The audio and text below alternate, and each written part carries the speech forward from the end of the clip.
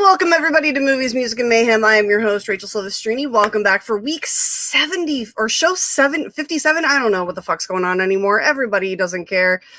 Who's even in the chat right now? Is anybody watching? Who cares? You know why I don't care? Because I got Klee motherfucking Wiggins coming on the show tonight. I'm so excited. If you guys watched, just a heads up, there will be spoilers for her match that aired today. It was versus Sabrina Ramirez. So if you don't want spoilers, go watch the show, go watch her match, and then come back. So for anybody who is watching, guys, the amazing Miss Klee Wiggins. Hi! I'm so excited for this. I have been wanting to sit down and talk to you since your first match when you came in as the pimp, and I was like, this girl's a pimp. Yeah. 100%. You came with that pimp cane. Well, that cane was necessary at the time, so well, medically that. And then we knew that you had some like Shannon champagne in you, and I was like, this girl can hang. This girl's awesome. And then like you disappeared, and then COVID happened. And then COVID happened. Like, but sadness. But then we got to be on Ladies Appreciation Night the other night, and I was like, no, this is my soul sister. Like, yeah. That was fun. Ladies Appreciation the other night was super fun, you know, because it's like finally getting to meet like people from other factions, and especially like the women from other factions. Because all I know is like Marisol and Claudia and and the Laura Kelly from last year. Yeah. So who are amazing. Like, don't get us wrong. Like, those girls are top notch chicks. Like, I may say that with all the love and respect. They know that it's fine. Yeah. I love like Marisol and Claudia are my dogs, and Laura, we miss her on Corruption. I love how everyone just tries to get that little like, ooh, by the way, she belongs on Corruption. Want you back. She belongs on Corruption. You know what's funny though is that I was looking at the draft. I remember when the draft was going on, and I was watching to see who was going where, and I was like, wait a minute, Shannon's getting her like entire team back. Yeah, which like what? Like, Shady, I love her, but girl, she's sneaky as shit. Yeah, that's what we loved before. She's the queen. She really is. Actually, it's really like if anything tells you what Shannon is, Shannon, who I love dearly, in last season's draft when we were at the comedy club, everyone was hanging out. Yeah, she was going to draft me in the fourth or fifth round, whatever. And then somebody took Makuga, and she was like, I have to split up the wild berries, and literally didn't draft me because of she wanted to split up the wild berries. And I'm like, okay, I respect that. Yeah. I'm like, I get it. You're Corruption. This is perfect. This is a great storyline. Yeah. I completely understand. But like, if anything defines Shannon, it's that move right there. Yeah, and I didn't know I was going to get drafted, and if I was told I might, and I had no idea like whose radar I was on or anything. Christian was just like, "Come to the Comedy Store." That's literally all I was told. Come to the Comedy Store in the middle of the fucking day. Yeah, hey, you want to spend your entire day trapped inside with only booze and no food? Yeah, it's a very Christian directions. Hey, come to the Comedy Store. Yeah, that's literally. So I came to the Comedy Store, and like, I left work early, came to the Comedy Store. I was working from home that day, I think. So I drove up with, actually with Ed's podcast partner, Ron Swallow, and he took me up to the Comedy Store because we only have one car between us, just so people know the glamorous life of comedians. We only have one car, and Ed had the car, so you're not going to the place anyway. Why waste gas? So, and they drafted Ed, and Ed didn't necessarily want to be drafted. And he was like, they drafted me. Why? Who said? So, I think he told Winston, he's like, if you need me to play, I'll play, I guess. I guess I'll play if you want me to. Yeah. Supposedly there's some sort of movement to maybe have Ed and I do an exhibition match. So it's been thrown out there a couple times. So I mean, as great and as fun as like the regular season matches are, there's just something special about the exhibition matches. Yeah. That was and are like just so much fun, especially like I missed that they were, you know, being done in studio so we can see all the outtakes. Yes, Ferris, dude, extremely. Yeah. Yeah. And Ed was like, who did? Who? You just hear your name, you're like, what? Yeah. I texted him and he texted me back. He's like, who? For what? He's like, tell Winston I'll play it only if I absolutely have to. Like, nope, I'm going to Canada. Nope, Canada. Done. So now you touched on this during Ladies' Night, but you heard of the Schmodown through, I mean, through like, you know, through like Mark Ellis. I knew Mark Ellis through his ex-girlfriend Danny Fernandez, and I'd done stuff on Collider before, so I'd seen like the Schmodown, and then once I watched a few matches online, I was like, oh, I mean, asked me to be in this. This is like literally my wheelhouse. It took a couple of years, but I finally got in there. So I think I just bugged Mark, and then I know Jay Washington as well, and so I just knew people who were sort of involved with it. But like I didn't know Shannon at all until the day she drafted me. That was the first time I ever seen her, met her. I'd seen Mike before because I think I actually did watch a couple of Mike's matches, but I literally never would not have been able to pick Shannon out of a lineup. Well, I mean, it's hard. She's short, but you know. Yeah. Yeah. Unless it was a lineup of people who were over 5 feet. I love her so much. I'm like, you're just picking on Shannon now, but Shannon knows. I'm also in that space. So I'm actually coming down. I've told you guys this. I'm coming down to LA for like 4th of July, like for like 10 days around 4th of July. I'm so excited. I'm going to get to come and hang out and see everyone. And so like, it's been so long since I've seen Shannon, and I know I'm going to get to see Shannon. And it's like literally like less than a month. And I'm like, you have to start making fun of your friends now. Like, that's what it is. Like, you just. But like one time, like literally the second I met her, she's like, "Look, I've been looking out at you. You're a badass bitch." Da, da, da, da. And I was like, oh, "Okay, well, this seems fine." And then we had like our first study session. I know. Then she's like, "Come to the studio," and so I came to the studio, and then that's when I had my against the Barbarian. Come to the studio, hang out, see what it's about, understand how the match is played. Yeah. Oh, by the way, go in. Yeah. So and then that match was so funny because like me and Craig were sitting next to each other in the audience watching, and then I forgot who came over to us, but somebody came over to us and was just like, "You guys want to play?" And we were like, we're both like, "What?" We're just here to watch. I'm like 3 glasses deep on Shannon's champagne. And Craig was like, I guess. Okay. And I was like, I mean, if he'll do it, I'll do it, I guess.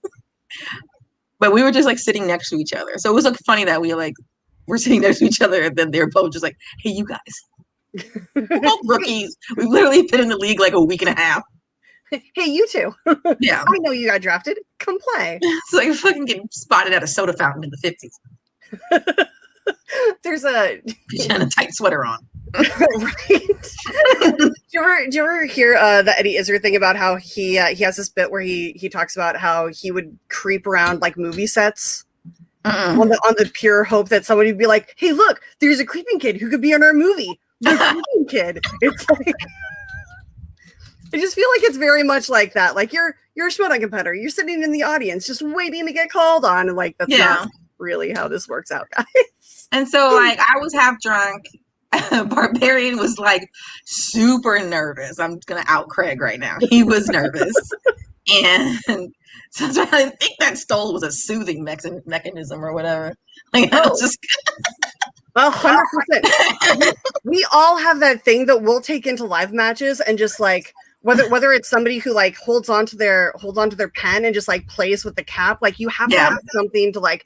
Or like you just focus on like the fan that's broken above Mark's head. Like there's something that everybody has.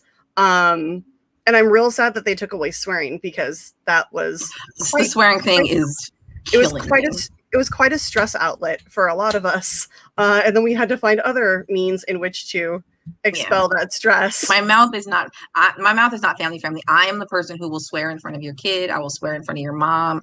I will swear in front of your grandmother. I can't help myself. So I've decided I don't lean into it, but I've decided to accept it and just let it be a thing. I can't stop it. But then you meet those special people that you're like, oh, I get to be creative and swear around you. Like, I get to do some real fun swearing. Like, I think that when we hang out finally, it's just going to be like sailors blushing everywhere. Yeah. Like Shannon swears well. She's a good swearer. Shannon's a great swearer. She really has a talent for it. Yeah. Like some people just swear and they're like, oh, I like to swear. It's like, no, you don't understand. Like there's an art form to it. And Shannon is Picasso. Like, yeah, Shannon is very good at swearing. I appreciate that about her. Yeah. So this match with Sabrina was finally the first one I was able to like honestly prepare for. And like to go back to the match against Barbarian, I think I acquitted myself pretty well with no prep. And by the time we actually started the match, 5 glasses of champagne. Yeah.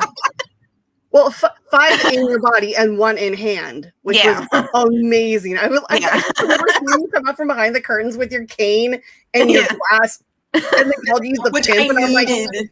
I was like, that is 100% the correct nickname for you. Yeah. So I was actually a little sad that they changed it. Like, I think they changed it because it had been my Twitter handle for a long time, and you can see, like, I just sent you. You just sent me an email. It is my email address, and it's the email address I've had since I was 15 years old.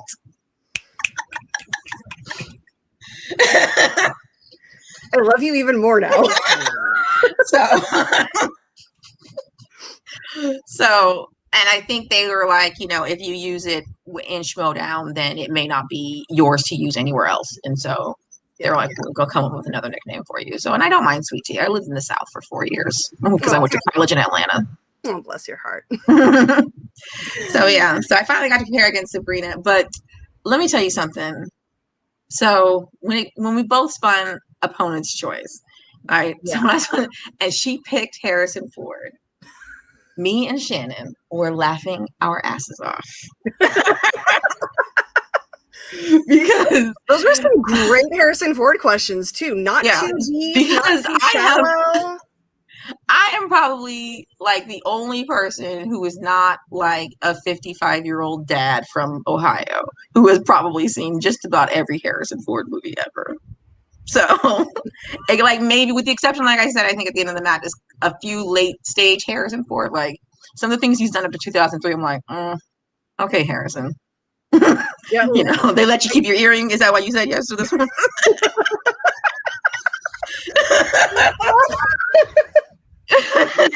Oh, I forgot about the earring. Oh, something which does not suit him. No, at all. And I do not understand why he wears it because it doesn't fit him. I don't think that would have ever fit him. No, like, there was never a time in his life where an earring would have been like, yeah, that works on you right now. Right? Like Lando Calrissian can rock the earring, but like Billy D. Williams now in this stage of his life can't. Yeah. You know what I'm saying? Like, yeah.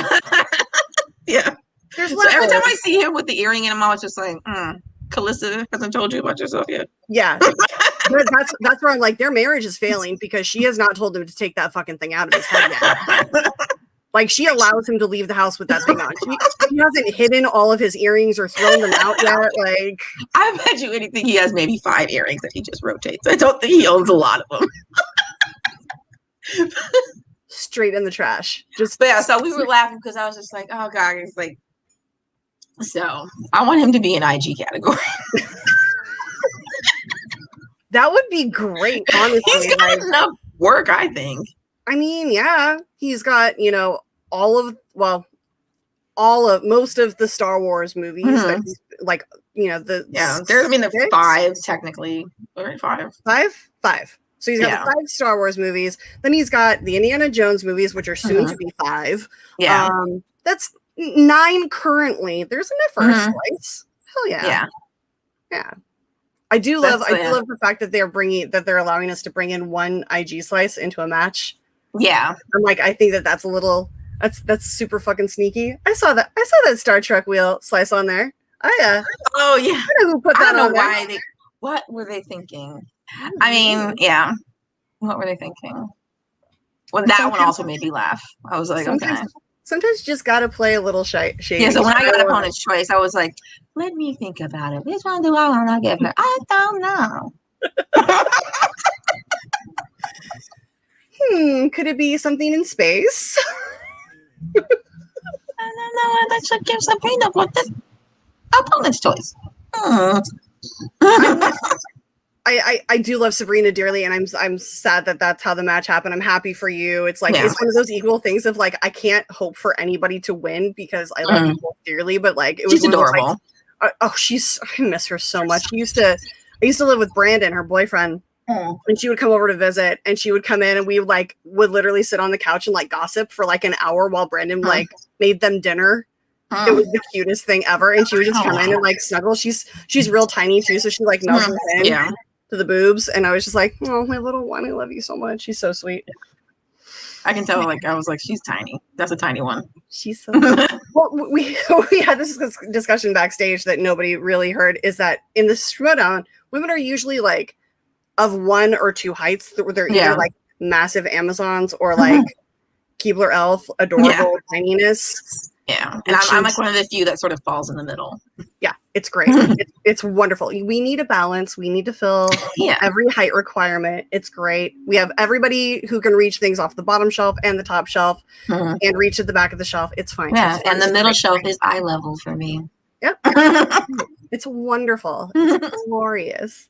Now, okay, so you say that you love Harrison Ford. Obviously, he's wonderful and fantastic. Yeah, one time I loaned a friend of mine my Amazon login so that they could watch, because it's my friend Robin Tran, she's a comedian, and she like grew up in a very strict household, so she'd never seen like pretty much any movie from the 80s or 90s, right? And so I was like, I'll just give you my Amazon login. I have a shit ton of movies on there from the 80s and 90s. And so how are you a comedian and haven't seen those movies? I'm sorry. I thought that was like required.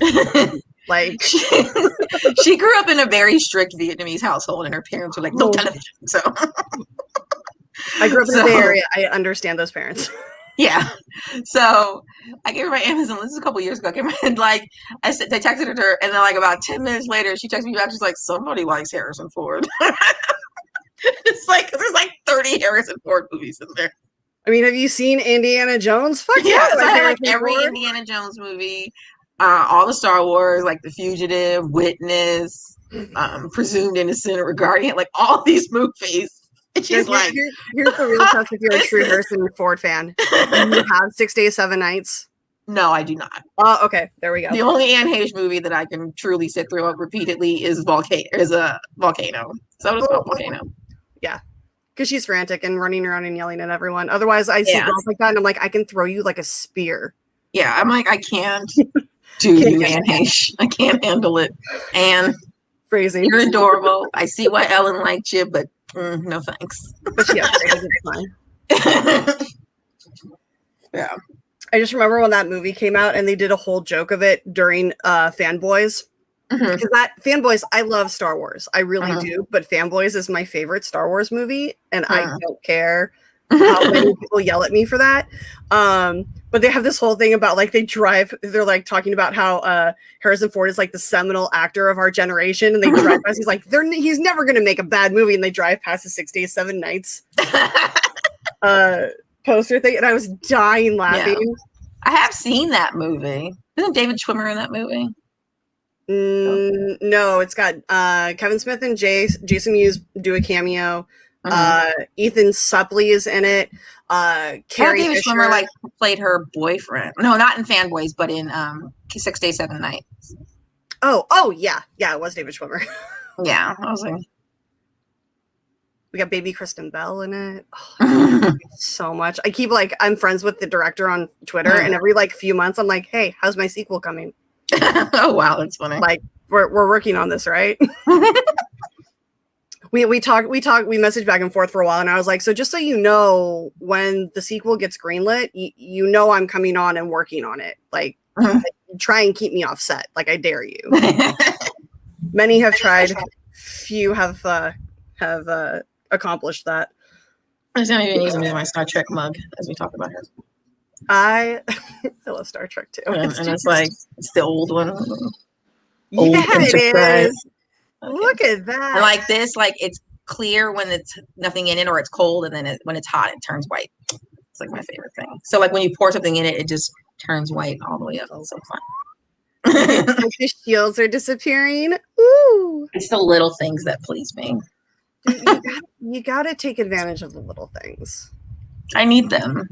Especially in this day and age. Like, yeah. So much shit is going crazy. Like, how have you, like, I was listening to somebody talking about quarantine, and they were talking about stage 1 of quarantine of like chapter 1 and like chapter 2 and like all the different like ways that all the different phases that we've gone through. What's been your favorite phase, like personally for you? None of it. No. Well, okay. So like, here's kind of how quarantine went for me. So like the first couple of weeks, I literally broke out in hives, and I had hives all over my back and neck. No. From stress. Right. Because I have like the comorbidities that like if I were to catch COVID, I would be like, oh, you're gonna die. Like if I catch COVID and I'm symptomatic, I'm like, I'm gonna go in the hospital and then I'm going to die. Right? My heart would be like, I'm out of here, bitch. It's been nice knowing you. Like, so I'm gonna throw a party and I'm gonna be in a bubble and all y'all are gonna be there and it's gonna be fun, but I'm gonna die. Like, this is me saying that. So I was super stressed out. Ed became fully agoraphobic and did not leave the house at all for about 6 months. Like for no reason, like did not step further than like the alley where we throw away our garbage. And then and so I was just, we were spending way too much money on Instacart ordering groceries and cooking. Because I love to cook, and like cook is like one of my stress relievers.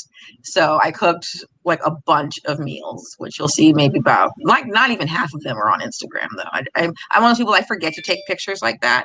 So I so half my meals don't make it onto Instagram, even though they're all Insta worthy. But I'll be forgetting. And then Ed is like, "Did you take a picture of that?" And I'm like, "No." You're like halfway done. I forgot. We'll like be like halfway eating, like I'll made like a whole fish, and they'll just be like, "Did you take a picture?" No. You should just take a picture of an empty plate afterwards and be like, "Damn, that was good." Yeah. Sorry, forgot. And then I ordered probably $300 worth of jigsaw puzzles, and did jigsaw puzzles in our bedroom for like 2 months. Did you have like the dedicated table? Well, we don't really have like a big enough table here, so I was doing them on like a drafting board on the floor in our bedroom. and watching YouTube butchery videos, which is like one of my other stress relievers, is watching people like butcher whole animals. So I like watch like Japanese dudes like butcher a whole tuna that's like 8 feet long, and I can definitely, and some dudes in Ohio butchering whole cows and stuff. I mean, I'm vegan, so it's kind of gross, but I totally get it, because I'm crazy like OCD. Like there's something very like satisfying with like breaking things down into like smaller things. So intellectually I get it, and in my mind, but like in my heart I'm like, no. Yeah. It's very fascinating. I'm obviously not a vegan. I am. But I'm not like one of those people. I'm not like meat forward, and I'm trying to eat not necessarily vegan, but like a little bit more plant-based. And I do like tend to buy my meats and seafood ethically. So that's like the best I can do. I'm also not those like vegans that are like, ew, you eat meat, you're the devil, you're going to hell, the murdering fear. Like, I'm not that bitch. And I have other friends who are vegans or vegetarians, and some of them are ethical vegetarians, and some of them it's like a diet thing, and they're like, well, you buy your, like, when I can, like sometimes I do buy things from like Ralph's and stuff, but for the most part I'll buy like a lot of stuff like meat and seafood like online. There's a lot of places you can get it online. And then there are some stores that like will tell you, like Gelson's now tells you like where they've sourced it from, so you can decide if you want to buy it. So I do that, and then Whole Foods I think also does that. Oh yeah. But I was watching like there's like these dudes in Ohio that I love called the Bearded Butchers, and they like break down whole cows. They're like little like they're bearded white guys. They look like lumberjacks, but they're pretty cute. I'm like, okay, I'm vegan, but I would date them.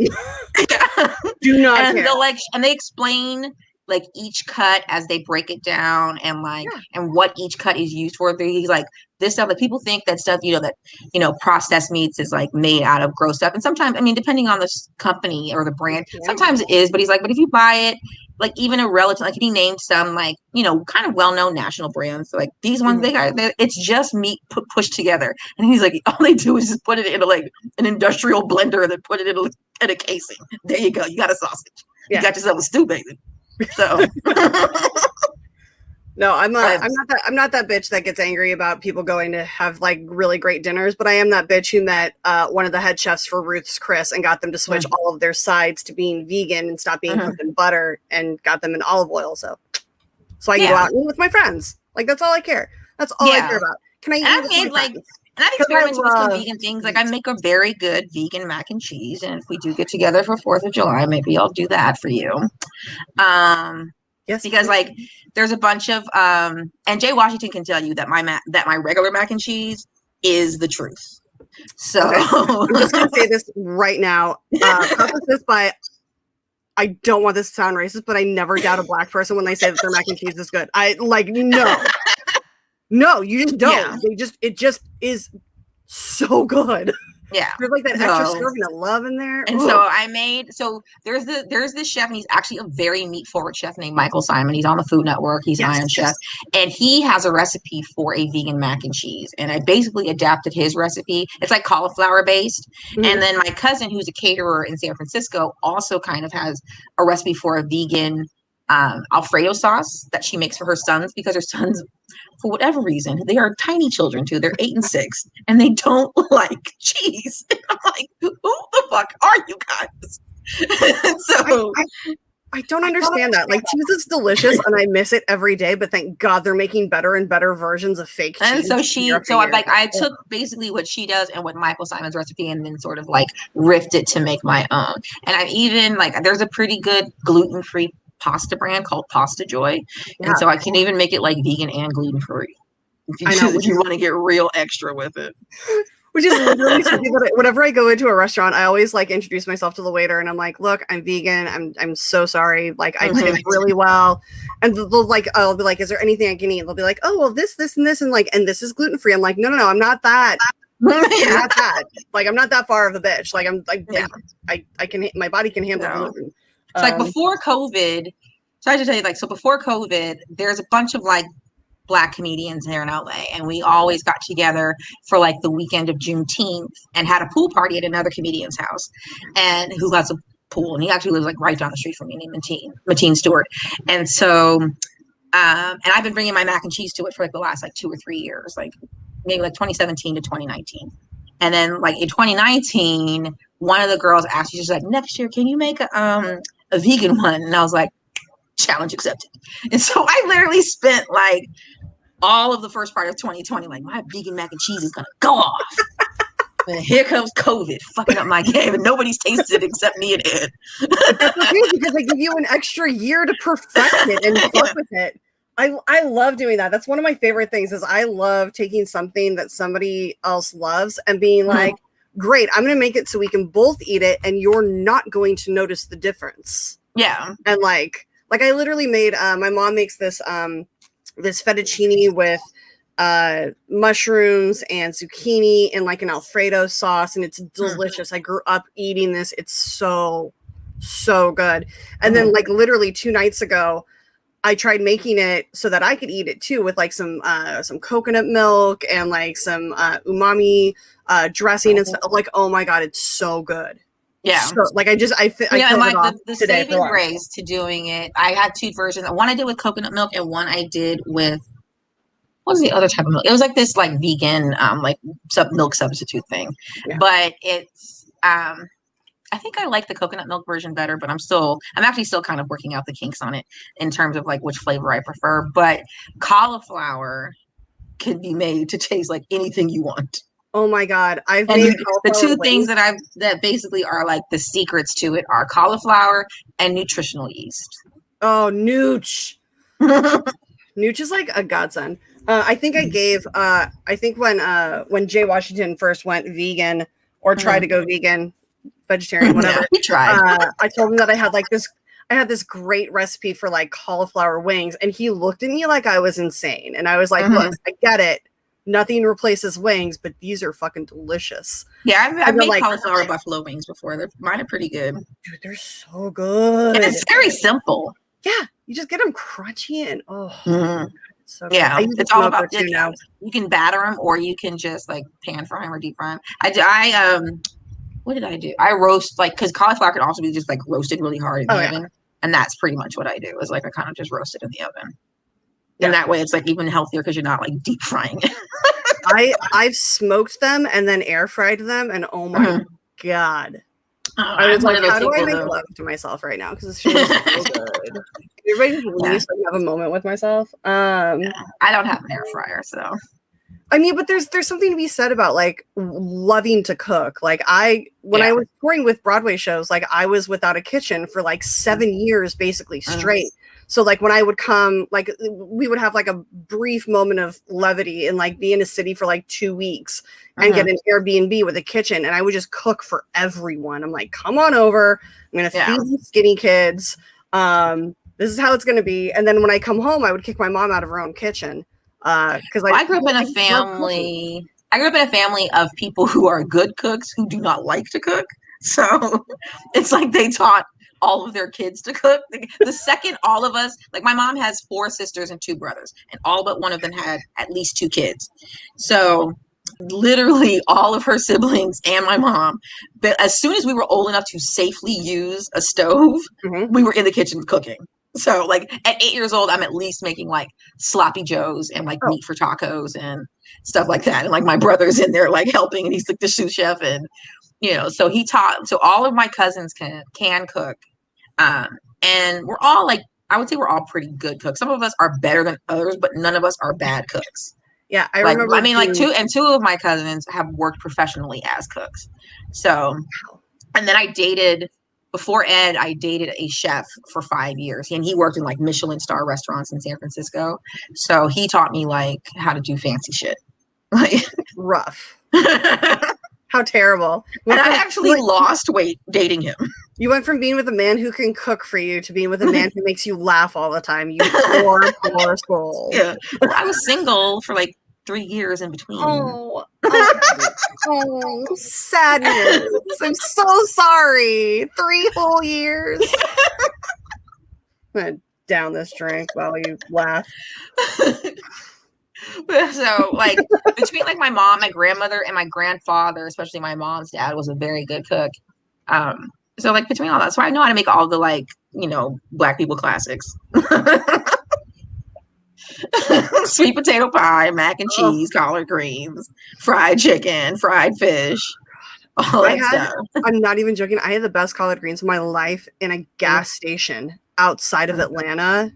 And I like went back and hugged the woman that was working behind me. I was like, "Did you make these?" She's like, "Yeah." And I just like walked behind the counter. She's like, "You can't be back here." I'm like, I'm just here to hug you. And I like give her the longest. Like I'm like, "This is so delicious." Like it heals my soul right now.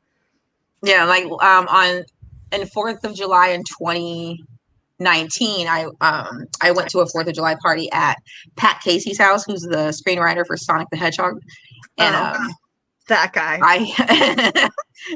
He's like a surfer, bro. It's so funny that I'm just like every time I talk to him, it's like talking to Keanu Reeves in like Bill and Ted. You're just like amazing. But like it's like, are you high? He's never high, but he seems like he is. Oh, he's just a natural stoner. Oh, that's so sweet. I love that. But I brought mac and cheese to his 4th of July party, and it was like me and Ed, I think, were the only Black people there, and everybody was first like a little wary. They were just like, I've never had a baked mac and cheese before. Everybody's like, I've never had it baked. That's interesting. That's new. God. Not with like the crumbles on top. And like, I do like a Parmesan cheddar breadcrumb like topping and stuff. And they were just that shit is crack. A friend of mine once scraped that off the top of hers, and I was like, "Are you not eating that?" She's like, "No," and I'm like, "Oh my god, you don't deserve to live, and I will take that from you. Thank you." So they were all just like, "It's baked in the oven." It was so funny. I was just like, just eat it, just try it. And the only person who was there who had ever tried it was a friend of Ed's, and he's like, "No, you guys need to try this." Like, Come on, I wouldn't be fellow white encouraging people, them. try this. No, I'd be talking them away from it. Be like, I don't think you're gonna like this, and just like hoard all of it to myself and just sit there with the whole tin. And then each one of them, like one by one, over the course of the day, came up to me and thanked me. They were just like, I just wanted to say thank you for the mac and cheese. Really easy. It was so good. Do you have the recipe? I'm like, Can I make that little fat? Yeah. And it was like my full fat, bad, terrible for you mac and cheese, but that's what I bring to barbecues. Literally, like I only make it vegan because I'm lactarded beyond all belief. Like I like my body can't process lactose. Take a lactose pill, lactase pill. Oh no! I'm saying I literally will, like, if I've accidentally taken a bite of something, I turn into a supervillain, and like people within like 10 square miles of me die of like noxious gas. It is not good. Even if you take like one of those lactose pills. Oh, I would have to take like the entire bottle. Like it's genetic. Like, let me just put it that way. Yeah, I mean, I'm a little bit lactose intolerant. Sometimes I suffer. Sometimes I take the pills. It's not like sometimes it's worth it. See, I could put up with the suffering, but I don't think I could inflict that death on other people. Let's usually do it at home by yourself. No, I'll bring it to you, and then you take the piece home, and then you eat it just outside the bathroom, and then you go in the bathroom, and you have yourself a good time. I'll just sit in the tub. Yeah, just eat it in the tub with a towel under the door, like I'm trying to like get stoned by myself. Just hotbox the bathroom. Yeah, that would be awesome. sounds perfect and so terrible. Now, okay, so we obviously love food. What is your favorite movie that like focuses on food? Like, what's your favorite thing to watch that like you like no matter what's going on, if you watch it, you have to get food in front of your face because you're just starving instantly. Okay, well, okay, then okay, so there's a couple. So Big Night is probably my favorite my favorite movie that's like kind of about food. Like the whole movie is just about the food and perfection of food. I also really like Soul Food is a good movie about like how family has food together and also the food I sort of grew up on. And then like Chef is also a very good movie, and that sort of reminds me of like my time working in the restaurant industry. Even though I did not work as a chef, I was mostly a bartender and a server, and a hostess. I basically had like pretty much every front of the house job you can have at a restaurant. Yeah. But you know that I dated a chef for a long time, and so, and I know like in San Francisco, I know a lot of people who own their own like food businesses and stuff like that. You know, most especially like my cousin. Shout out to Nicole Berg of Burke and Black in San Francisco if you live in the Bay Area and want a beautiful charcuterie board. She wants to throw something vegan together. But she also does vegetarian ones for your next get together. Now that COVID is, you know, if you're vaccinated and want to have a little get together. She also does dessert boards. She also does. Now that's something I would love to see. Yeah, I remember. So I don't know if you know this, but I toured with John Leguizamo in the winter of 2019, and nice. Like when I finally like we were like having dinner or something, and we were talking about Chef, and I was like, "Oh, you mean my porn?"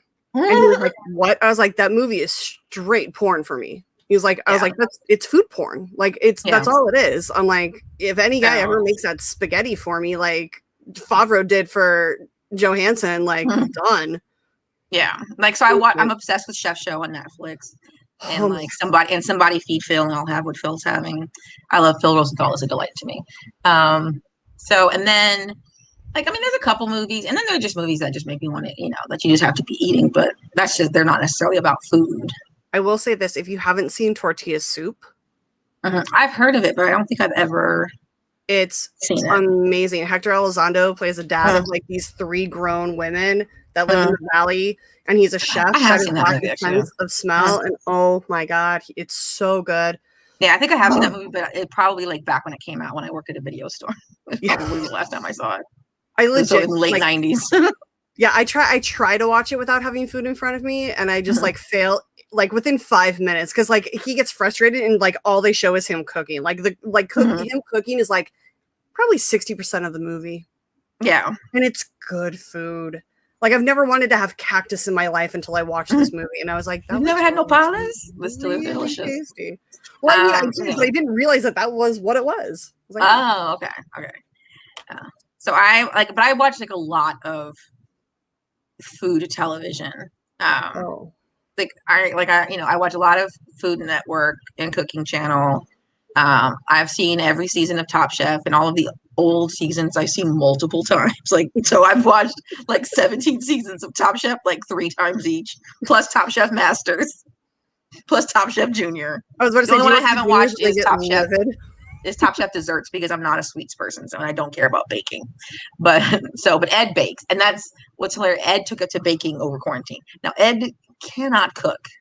He has a couple of dishes he can make and make pretty well, but cooking just in general, that's not an instinctual thing for Ed. But baking, that motherfucker is Martha Stewart. It is hilarious. That is the perfect combination. Like one of you cooks, one of you bakes. Like, oh my god. If we were so inclined, we could full on open a restaurant in this bitch, but we're not doing that. I mean, I'm coming down in July, so I'm just like, I got to and he mostly he likes cookies and bread. So like he's made carrot cake, banana bread, and he's made like multiple iterations of banana bread. So like banana bread with chocolate in it, and banana bread with ginger, and banana bread with lemon, and then like every kind of like combination of oatmeal cookie you can have. So oatmeal cookies with raisins, oatmeal cookies with raisins and toffee, oatmeal cookies with raisin and chocolate. And what he does now is he likes to write at night, like when I'm sleeping. So he like stays up all night and writes, and then sleeps during the day while I'm working. And whenever he has writer's block, I can tell because I'll get up in the morning and the kitchen will be literally covered in container after container of oatmeal cookies. Like he'll make like a batch of like 60 cookies. There's something to be said for stress baking. It's so nice. It's so funny. Or sometimes I'll wake up in the middle of the night and I'll smell like, it smells like butter. What does that smell? And then I'll fall back asleep, and then I'll wake up and the kitchen is covered in cookies. Dude, and he also makes chocolate chip cookies, although he doesn't make those as often as the oatmeal ones. I mean, to be fair, oatmeal chocolate chip cookies with walnuts are probably my favorite cookies of all time. Yeah. And like he had not made a cookie at all until COVID. Like he'd made I think he made one batch of chocolate chip cookies like 3 years ago, and then never like made them again. And then COVID hit, and he's just like, I am baking my way through this shit. That's so funny. I love that. I was just like, what are you, like one day I was going grocery shopping, and he's like, could you get me some raisins, some walnuts, some oatmeal? And I was like, some all-purpose flour, not bleached, just regular. And I was like, what the fuck are you doing? And like he gave me, like, he texted me this list, and I was like, what the fuck? And he's like, I'm gonna make oatmeal cookies. And I was like, okay. I will never say no to that. Oh my god, I wish that was a thing that like. Oh. So I'm not a sweets person, but I do eat his own. I'll have like 1 or 2 usually per batch, and then he just like stress eats them. Like, so then he's stressed out, and then they slowly dwindle down over the course of like a week or 2, and then like a week would go by, and then I'll wake up to another batch of cookies.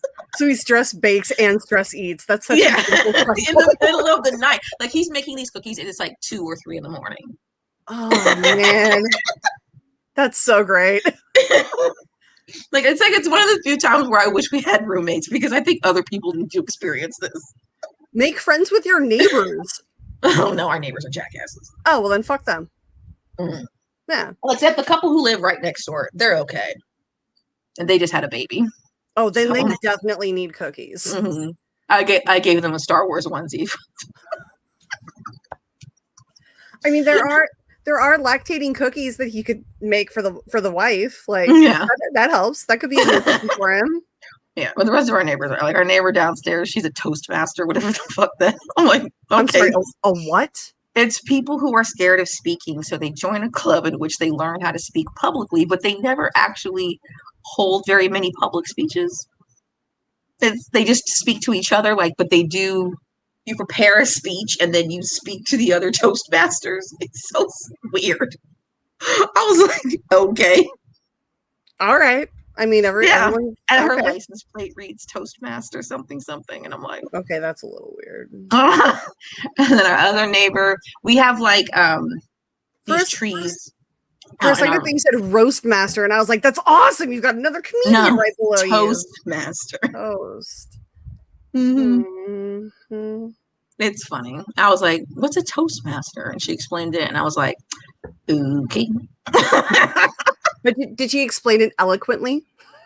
No, she's actually like very shy, Oh. but she's also like, and she listens to Edith Piaf records at like top volume in the middle of the night.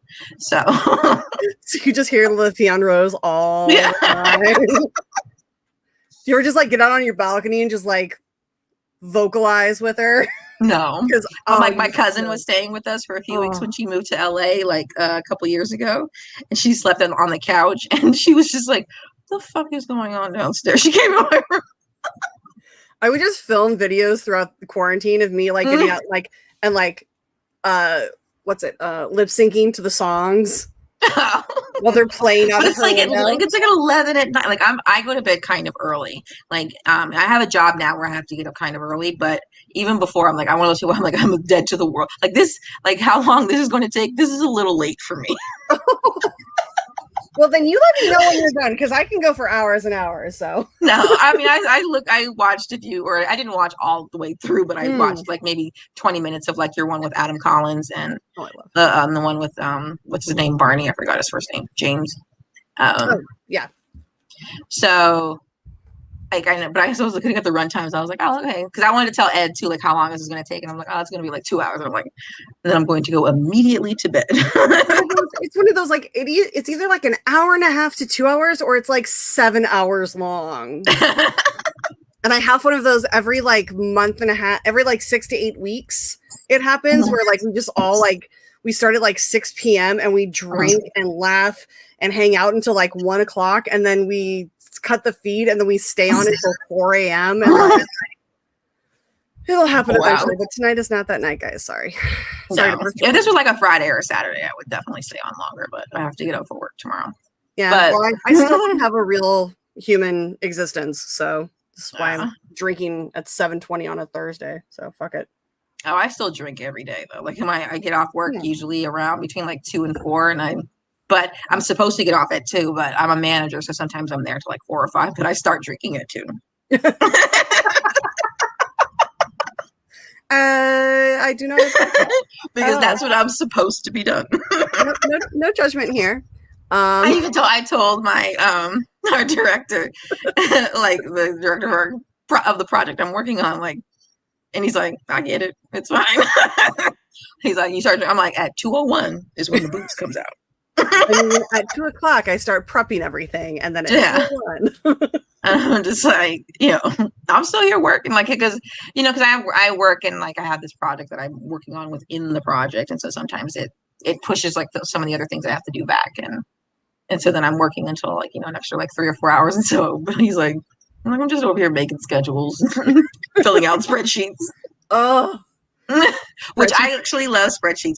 And here's the other funny thing. I shouldn't admit this on like something that's going to be seen by the Schmodown, but whatever. People know. I'm a Star Trek person. I love Star Trek.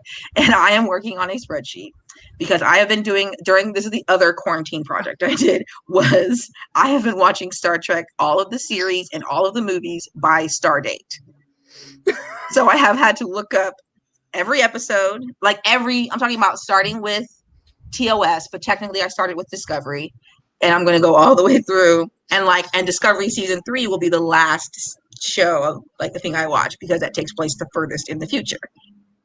So, and I have an Excel spreadsheet that I have been working on for 10 months that I can do, and it's because there's like a website that has them listed kind of by star date, but it's not entirely accurate, and it's missing star dates for certain episodes. So I've been making a note of like star dates for episodes, because usually like it'll start with an star date, or somebody will mention the star dates at some point during the episode. So and then I can rewatch, like I can shunt it into the proper order. So, and then I'm going to release it on my social media when I'm done. Like a fucking dork. This is why we're soul sisters, because if I ever showed you my spreadsheets. Okay, so I used to show people my calendar, because when I toured for a living, everything was very like, I had to be very organized about like who was working what days, because I was a manager and I had an assistant, and we would split up the week, so it was color coded to like who Were you like was a stage manager? What day. No, I was merchandise. Okay. So I like to say I was an actor without a costume, because I had more FaceTime with the audience than almost anybody. Yeah, so we would have to like split up the schedules and like travel days and stuff like that. So like I would show people my calendar that I made on Excel and be like, this is my psychosis. Like, everything is color coded, whether it's like a hard outline or a dotted outline means something different. Like it's insane. Yeah. Like every show has a different color. Yeah, every show. And the movies have a different color that's sort of similar to the show, but not the exact same color, so that you know that it's a movie and not a TV show. Yep, whether it's bold or italicized, means something different. Like, and then the Schmodown came along, and my Excel, my inner Excel fan, just like blew up. It was so excited because now I have spreadsheets for everything, which is not a secret. Anybody who's been watching this for even like 5 minutes knows. My love of Excel is crazy. So when you were like, I made this Excel spreadsheet, and I was like, girl, give me a good lookup opportunity, and I'm here for it. Oh my God. Let me randomize those questions I've taken down. Ooh. Yeah. It's so much fun. Do I want to make this column sortable? Always. Always sort the columns. Now, we all know that we love movies. That's what brought us together. But what's some of your favorite music to listen to like relieve stress, dance it out, or just like really enjoy the anger within you? So I don't listen to music. I don't dance it out. I don't really dance. But like I listen to music mostly in the car. Like I don't really listen to music at home. But when I do this, my musical taste kind of ranges. I mostly like late 80s to mid 90s Bay Area rap music, like E40 and Too Short and Mac Mall and anything that was on Wild 94.9. Like, Stan Quinn and all those dudes. E40, like, E40 and that whole click crew, like D-Shot and Be Legit and whatever. And then I also like Sexy Down by the Fire 90s R&B, so like Next and Jodeci and all those types of people. I also love 80s hair metals like Rat and Wally Crew and that type of stuff. But I also like more like what I guess you would call 80s authentic metal, like if you were a metalhead, if you're an asshole about it. So like Metallica and Motorhead and stuff like that. And then I love bad pop, so like I'm talking about, like I'll listen to, like I have like 2 Brittany Hogan songs. Or no, I'm sorry. What's her name? Brooke Hogan songs in my Spotify. 2 Brooke Hogan songs in my Spotify. Oh my God. So I'm talking about like, bottom of the barrel, early 2000s pop princess bullshit. Oh my. I don't think I've ever fallen this in love with somebody so quickly. But I also like, it's all like, and I keep my Spotify just on like the big ass playlist where I have every song I've ever downloaded, and I just keep that shit on shuffle. There's like 3,000 songs on there, so so it'll go from like Scorpions to like Whitney Houston to like the Clark Sisters, who are a gospel group, to like Metallica. Like if somebody's in the car listening to my play, they're like, what the fuck is happening? This is very schizophrenic. That's amazing in so many ways, because I would be like, what is happening? But like not out of fear or confusion. It would be of excitement, because I would be like, this is what the inside of my head sounds like all the time. So I think it's anything. So I like gospel music. I love like R&B. Like I love adult contemporary R&B, like Anita Baker and Phyllis Hyman and shit like that. Like it's so random. It's very random, and it all sort of reflects different parts of my I guess my life, because I grew up in San Francisco. My mom and most of her sisters listen to, like, my mom loves jazz and blues and adult contemporary R&B. And like a lot of Black mothers, like every Saturday morning, she would blast like the most irritating adult contemporary R&B song that she could find. So fucking like, you know, um, was one of like her, like Anita, like, or Patti LaBelle at top volume, and force my brother and I out of bed to clean the house. Like that, like pretty much every Black kid I know has had that experience. I would With your not mom get on out a of bed Saturday to morning clean the house. blasting some bullshit to make you clean the house. And then no, I would just stand in my room and like sing along to that. Like that doesn't get me out of my room. It just gets me out of bed and dancing around my room. No, but when you're like 10, you're gonna be, and like Anita Baker is playing at top volume on it, like at 7 o'clock on a Saturday morning. You're like, fuck this. This is fucking awful. But it like stuck in my head, and now I love it. And then, oh, it's Eric Barnes. Hi, Eric Barnes. I love Eric. Eric Barnes and I, coming from the Comedy Store on the draft last year, we took a lift back to the Valley together. A little fun fact. I will say this. I live in San Jose, so if you want to come back to the Bay Area when I drive back up north after I'm in LA, like, you're more than welcome to tag along. I might, because I might be in the Bay. I might, depending on how long you're here. Yeah, I haven't decided. But yeah. But yeah, so that's like what we're like the adult contemporary R&B kind of. And then my mom's best friend, who's my godmother, was very involved in like the church. So that's how I sort of like, and so she would take me to church like at least 1 or 2 Sundays a month. And it was like one of those, like, you know, praise Jesus gospel Black churches. So she would always listen to gospel music in the car. So my godmother pretty much exclusively listens to gospel music. So that's how I like the Clark sisters and all that type of stuff. But then I went to like an all girls Catholic school in Pacific Heights in San Francisco with like the daughter of the owner of the Oakland A's and like and shit like that, and like the son of Peter Coyote the actor and all that. So that's sort of like how some of the like pop music came in and some of the hair metal came in. And also I grew up in the 80s and like with MTV, so that was mostly what they played. Like I was like like the Rat video, I was like fascinated by that video when I was a kid. I was like, this is so interesting. I have no idea what's that, or like, and Twisted Sister, like those Twisted Sister was so ahead of its time too, because they were like this crazy, almost poppy metal version of like Motley Crue. Because if you go back and watch Motley Crue, like those were like very glam metal bands for back. Like those were massively shocking. Like if anybody remembers Marilyn Manson in the 2000s, that's basically what he just Cinderella took it to the next level. And it was like it was the Clutch Your Pearls bands. It was like, my children can't listen to them. So I like Twisted Sister, Motley Crue. Like the only metal concerts I've ever been to are Motley Crue and Metallica. But when was the Motley Crue concert that you went to? They did a show here. I used to work at the Guitar Center when I've lived in LA like 2 separate times. But the first time I lived here was in the early 2000s, and they did a show, and I worked at the Guitar Center, and like one of the dudes at the Guitar Center used to be like one of their like tour managers, and so he took me to a show at what was it at? I want to say like the Roxy, or I can't remember the name. They did like a small show in the early 2000s. It was like when they were first thinking about getting back together, and they were doing like secret shows. Was that at the Whiskey?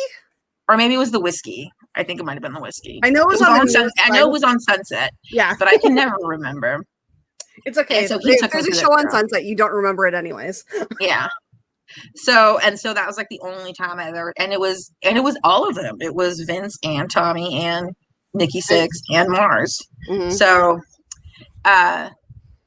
and I was like, this is great. I'm like, there's a lot of white people that I don't like here, but this is a great show. Yeah, I saw them when they were getting together for the Red, White, and Crew tour, which was like their like send off tour or whatever. Yeah. But their unofficial kickoff to that tour was Weenie Roast that was held in Irvine that year. And I ended up like winning pit tickets to that from K-Rock. And I got there because I was like, I know that Motley Crue is going to be here. I'm getting there so early. I'm like posting up on the fence all day. I don't care. Like the barricade was like dug into my rib cage. I don't give a shit. And like, I had so much fun. And like at the end of their set, Vince jumped down onto the security rail, like right in front of me. And like we had a moment. It was great. And I ended up running into Tommy Lee like a few months later at the Hotel Cafe. And he was like, wait, I know you. He was like, you were at the show, right? And I was like, yeah. And he goes, oh, okay, cool. And then we like formed a friendship. Ridiculous. Because he's like, so that was fun. It was like this little, like, it was like a secret show I went to. Like, I only got it because I was there. And I had on, and he took me because I wore a Motley Crue shirt to work that day. And and I worked at Guitar Center and like in customer service. I do not play any instruments. I don't know shit about playing instruments or music or any production equipment of that type at all. But I worked in like in repair intake at the Guitar Center on Sunset. So like people would come in. So I saw like a lot of celebrities there. That was kind of fun. But and then like the pop, like, and then I was like, but like I did all of my partying like in the late 90s and early 2000s. So that's how sort of like the shitty pop came in. And like, because I get like, and it's not shitty because it's shitty, but it's like, you know, it's a descriptor. It's not a pejorative. So that's where like stuff, you know, I mean, I have the good shitty pop like Britney and Christina and all those people, but I also have the dumb shitty pop like Brooke Hogan and Cascada. Wow, I haven't heard that name in fucking forever. Like probably 20 years I have not heard that name. Yeah, but and then I like all the stuff in between. So like and I was a huge Michael Jackson fan as a kid. Like I thought I was Michael Jackson at certain points of my life. Like for real. Like if you ask my cousins, they're like, oh yeah, there was like a good like 2 years where Klee thought she was Michael Jackson. And why the fuck not? Yeah. Like she thought she was a long lost Jackson and they were coming for her at any moment. Not even joking. There's a huge family joke that I'm adopted. I know for a fact I'm not, but like it was always this huge joke because like my two sisters were born with like dark olive skin, dark, full head of thick hair. Like they look Italian, and I looked like the milkman's baby. So like we would take family pictures, and I was like this little blonde like Scandinavian child and like this Italian looking family. It's like which one is different? So like there was this huge joke that like every time something would happen, I'm like I remember being little and being like, I'm related to Siegfried and Roy. Like I know it. Like I'm one of their kids. I got lost somewhere because I just wanted to go and like play with the big cats. Like that's all I wanted to do. I wanted to ride a tiger. I wanted to raise tiger kittens and pet lions. Like that's all I wanted. So like in my head, I was like, I belong in Las Vegas. So I get that. 100%. Yeah, and yeah, so you know, and then you know, growing up in the Bay Area is obviously where I got my love of Bay Area rap and all that stuff. And then I went to college in Atlanta, and so that got me into like more Southern rap too, and rap from other parts of the country. Because I literally like, except for like maybe LL Cool J and Run DMC, did not listen to any rap from the East Coast until I was like 17 or 18. Wow. You were East Bay till you die. Wow. Yeah, well, I grew up. I mean, like, yeah, I was Bay Area. Show 100% 415 till I die. I still have a 408 area code. I understand. So and then like so I didn't really basically like, with the exception of like maybe LL Cool J and like a few other like Busta Rhymes and like and maybe a Tribe Called Quest probably too in high school. But for the most part, like in high school, I was mostly listening to like Bay Area, like it was like E40 all day every day. Oh yeah. E40 Federal, E40 like the Mailman. So, and then I also listen to like a lot of other, and then there's stuff in between. Like I have an Evanescence song on my. Girl, and I listen to you do. Yeah, of course, everybody does. I have a few like you know. So, but I mean, I'm a little older, so like I'm you know. So there is like that moment where like sort of my music knowledge is sort of like stuck and like trapped in this time, and then like newer music, it's a little bit more piecemeal. Yeah, like where I don't have like whole catalog or something. Yeah, or like, you know, it's like a popular song. So I have like songs from like The Weeknd and like Post Malone and, you know, Ariana Grande. Or, like, she like everything about her. That's kind of her voice. but her voice is angelic. So it's so good. You're like, bitch, all right. It's like almost like Celine Dion. The problem with the Celine Dion is that she has a beautiful voice, but her songs are trash. So how dare you? The song that she did for Deadpool 2 was amazing. Oh well, except for the song for Deadpool 2. That obviously is the one exception. Now, what was your first? Because, like, I know as well. Like, I grew up in the South Bay. Because I grew up in San Jose, born and raised. So, like, I know that there's so many concert venues around here, and like so many opportunities to go see different artists because they're based here, and there's so many like big theaters and places you can go see live music. What was your first concert? My first concert was actually here in LA, and I was actually just talking to a friend of mine about this the other day, because his first concert, he's older than I am, his first concert was the Jackson 5 in the 70s, when they were still the Jackson 5. My first concert was the Jacksons' Victory Tour in 1984 at Dodger Stadium. It is the only time I've ever been to Dodger Stadium. I was 8 years old, I think, or 7. I was 7 years old. My sister's best friend worked for Epic Records at the time. And that was like, and it was about that time that I thought I was Michael Jackson. So, and the concert was maybe like 2 months before my birthday, because it was in December. So she arranged, like, my mom sent me down to LA. I think it was the first time it was not the first time I ever flew by myself, but it was like the second time I had ever flown by myself. And yeah, and I was 7, and my sister and her friend, it was her roommate at the time, picked me up, and then we went to the concert, and I stayed with them, and they took me to Universal Studios, and then they put me on a plane back home. So I stayed with like 2 women my sister's older than me. They were like in their 20s, and I was the best fucking thing ever. Yeah, like, it was my half sister Daria. Shout out to Daria Lewis. That's so goddamn wholesome. Like, yeah. So she's like, I know Klee's a huge fan, and Carmen just works for Epic, and she can get us into the concert, and so yeah. Oh my god! So that was my very first tour. My very first concert. And what was the first one that you bought tickets to that you were like, I want to go see this concert? To be honest with you, I have never in my life bought concert tickets. I've always either a friend has taken me, or I've worked somewhere where I've gotten the tickets for free. So the closest I came is an ex of mine took me to see Morris Day and the Time on Halloween. At this old movie theater. Like, it used to be a movie theater, and then it shut down as a movie theater, and it became a concert venue for a minute, but it was a terrible concert venue because it was very echoey. But so Morris Day and the Time did a show there, like on Halloween in like 2000, and I want to say like 2006 maybe, or 2007. And so we went, and he bought the tickets there, and he was like short like $20. So I gave him $20. Oh yeah, that's the closest I've ever come. But and I don't really like going to concerts that much because I don't like crowds. I get very claustrophobic easily, so it has to be. So the concerts I've gone to, it's because I really wanted to go. Yeah. So I haven't been to that many. So I saw like the Jacksons, and then I saw Madonna Blonde Ambition. That was a friend, and I was in I was that when I was maybe 12. I want to say, I think. And my friend took a bunch of friends for her. Her dad took a bunch of us for her birthday. That was like not an appropriate concert for 12-year-olds, but the year before, I think it was so like maybe a year or so before, my mom took me and my friends to go see Lethal Weapon for my birthday.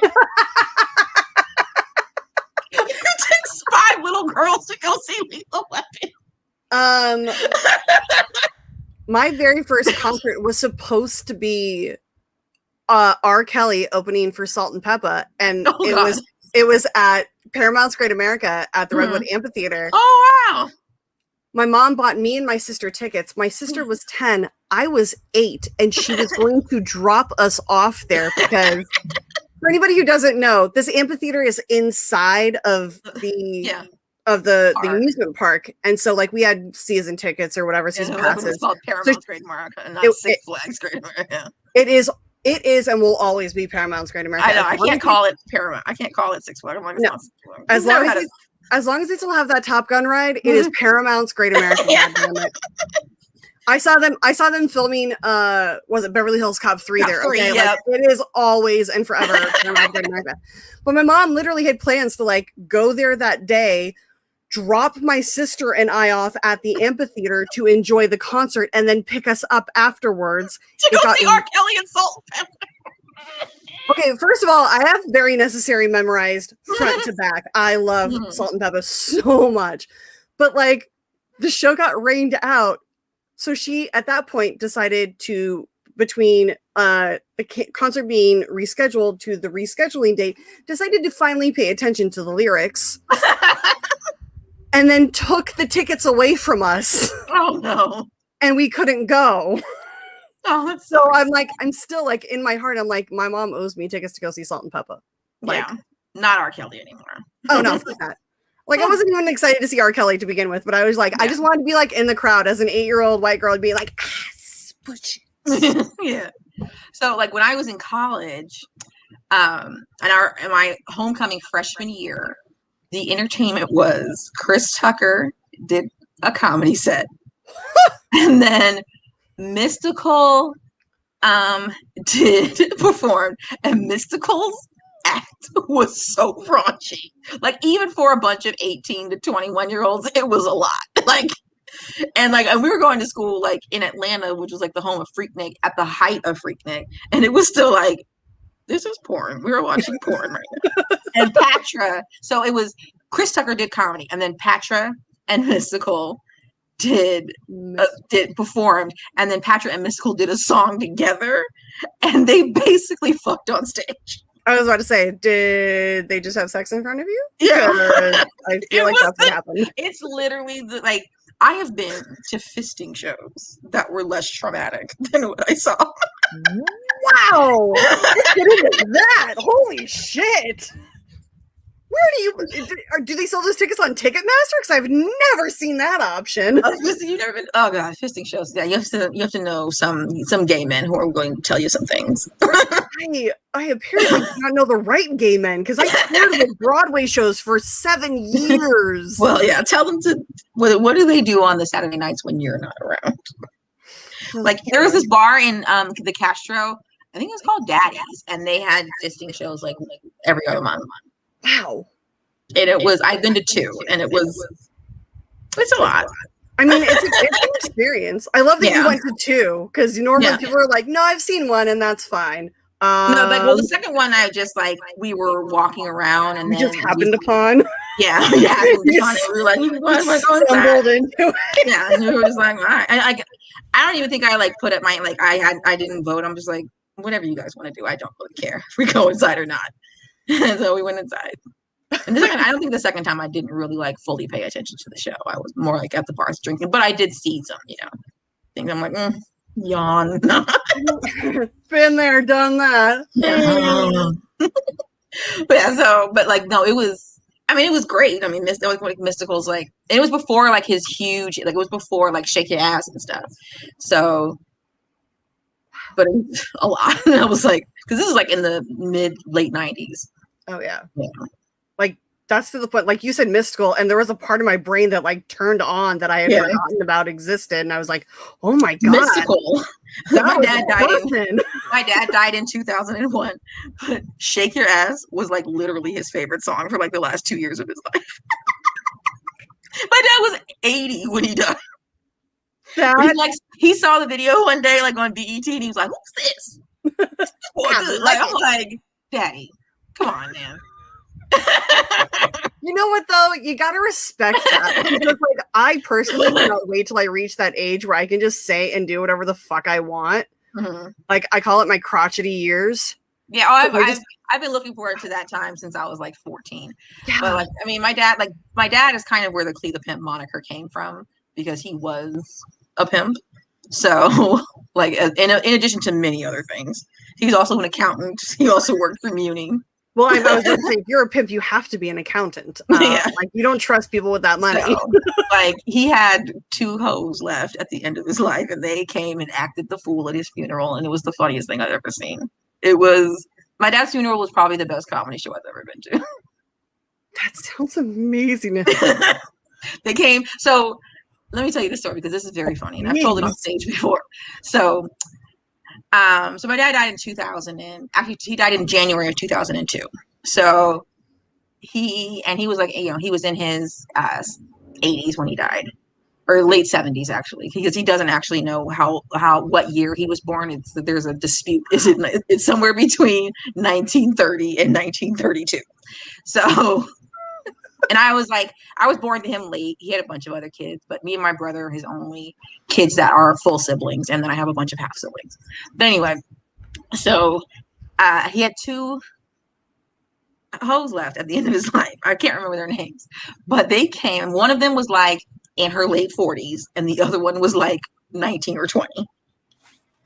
Right. And the other one was like in her late 40s, but those 48 years or so had clearly been very hard.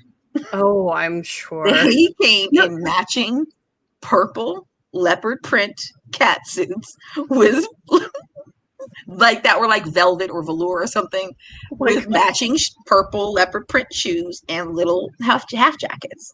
It was hilarious.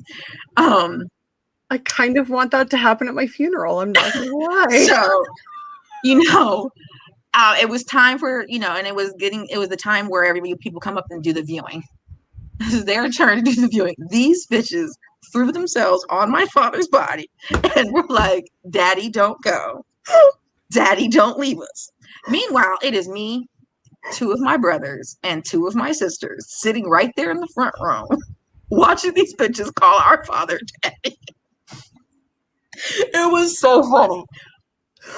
My grandfather, my mom's father, was there, and my grandfather and my father did not get along. My dad was not a great guy or anything, but he came to the funeral out of respect for me and my brother. He was sitting in the back row, and you could audibly, loud enough for the entire church to hear, went, these bitches are crazy, and like got up and walked out. I've never heard my grandfather swear in his entire life, before or after that point. It was and some of my cousins on my mom's side were there, and they all busted up laughing in the back. And my sister and I were sitting next to each other. We were all dying laughing. And then my dad had a bunch of like very funny friends that basically roasted him when they get him to talk about him. They told so many stories out of school or roasted him. It was so funny. It was the best comedy show I've ever been to in my whole life. Oh my God. But they threw themselves on his casket in front of 5 of his children. I mean, there's always that joke that goes around. It's like, I will, like, for $100, I will show up at your funeral, like, wearing black and, like, speaking in your headpiece, like, do whatever, like, weird shit to just get your family talking. But, like, dude, you can't even plan for shit like that. Like, that is... And my mom and it was behind me was my mom and the mom of one of my brothers, and they literally only met like a few months earlier because my dad died of a heart attack. He was in the hospital for a few months, and so my mom, they knew of each other, but they never met because 2 of my brothers are only 2 or 3 months apart in age. Oh. Right, like my one was born in February, one was born in June. But let's regulate female sexuality and them having children. Okay, but anyway, go on. Continue. Yeah, that's right. So they'd only met a few months before, and they always known of each other, like, but they never actually met in person. And they were back there like, Jesus Christ, Jay. That's my dad's name was Jay.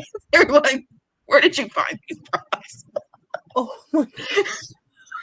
And what's so funny is both of them, my mom and my brother's mom, are like 2 of the most square, wholesome women you will ever meet.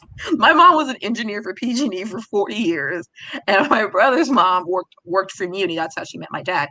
And she worked for Muni as a supervisor for like 35 years. Like, and they're just doing their job, keeping their head down. And my mom doesn't drink, and I think Jelani's mom is not much of a drinker. She like has a glass of wine here and there, but like, and they was just, I don't know what my dad did. My dad was very charming though, but so that I think that's why he got these women, were also like pimping women on the side, and also running his own CPA firm, and also working for Uni. He's got his fingers in a lot of pies, so to speak. Yeah. But oh my God, that funeral was so fun. Like every time I think about it, it makes me laugh. I mean, that beats the hell out of my dad's funeral. Fuck. Like, damn, that would have been so great. And it's like they knew because we met these women like the day before, and the day before they also showed up in matching outfits at like that was at the viewing that was at the actual funeral home. You know, like I guess what do they call it, I forget, the repast. I don't know, it's not the repast. That's afterwards. I can't remember what it's called, but you know where they have like the day before where everybody is here. Yeah. And they showed up and they were like all drunk on Hennessy that they were passing the bottle back and forth between each other and stuff. And they showed up wearing matching outfits then too, but they were a little bit more subdued. They were just like kind of like these black like mini dresses. So it was their funeral wear. Yeah. But then they showed up like at the actual funeral in these like the most outlandish, like, and with like all this gold jewelry and these gold bamboo hoops and my cousins on my mom's side, like most of them were there, like, and they were like, Klee, that was hilarious. Klee and CJ, oh my God. That shit is like, it's like something out of a script. Yeah. Like, it's amazing. It's hilarious. I mean, it's amazing. Like, I've written down like a lot of the stories about my dad because I do want to like do something with those stories, but I don't know what. Oh my God! I've been thinking about it for like collecting them. Fuck yeah! Oh my God, yes. I mean, I think I've seen like that's such a punchline in so many movies, but like for it to be a true story, like yeah. And it's only funny because you find it funny, obviously. Yeah. Like if you would come to this project, I would just think it was funny. I would just be like, I can see why other people think it's funny. Yeah. But like, and like, it still comes up. Like, but sometimes like there's like I have like one cousin, my cousin Heather, who will just sometimes be like, "Can you remember your daddy's funeral?" That would literally be me at every family gathering. She just like bring it up like randomly. She's like, "Remember your daddy's funeral?" That shit was hilarious. Dude, that shit would be so great. Like I wish that my life was that extreme to like I've lived a crazy life and have some amazing stories that like to this day people who know me best are still kind of like, bitch be lying. But like my life is nowhere near extreme enough to like warrant a funeral like that. And I'm like, I still have time. I have time. I expected a little bit of foolishness, especially after I met. Because it was like also like one of the first times I'd met like some of my dad's friends as an adult. Because like I hadn't seen, like I'd met, like I knew a lot of his friends like when I was a kid, and then he wasn't really around much when I was a teenager. Because him and my mom were not married, so he I didn't grow up like with him in the house. But I like re-met everybody like when he was in the hospital, and then when he passed away. So I was like my dad's friends, and they were all like a bunch of like sort of like I mean like you know, like there's this famous Bay Area pimp who was like one of the pallbearers at my dad's funeral. That's fantastic. Fillmore Slim was like one of the pallbearers at my dad's funeral. I've met him. Yeah. Yeah. So, and it was like, so my dad's like friends and he had like a bunch of like friends, like, cause my dad did drugs a lot. So I'm like, that's how he died. He died of a cocaine-induced heart attack at 70-something years old. Which I find also hilarious. That's amazing. Like, because like my dad is like also the youngest of like 10 kids, and he was born like way after them. So like my dad's oldest sibling was born in the 1800s, right? Holy shit. So like and most of his siblings that like a couple of them died like in World War I. Or because he had like a bunch. He had like, I think he was 10 or something like that. But the ones who like lived out their whole life, like lived into their 90s or hundreds. So if my dad hadn't done doing drugs for 40 years, he still managed to live. Like, because he started doing drugs in his 40s, which I'm like, who succumbs to peer pressure at 43 years old? That's fucking weird, but okay. He just hit the fuck it wall and then he did drugs for like another 40 years, and he still managed to live until his late like 70s or early 80s. And like his oldest, like my mom, like I only met like two of my dad's siblings, and they were both like in their 80s when I met them in the 80s. Like my dad was a total surprise baby. I think his mom was like in her mid 50s when he was born.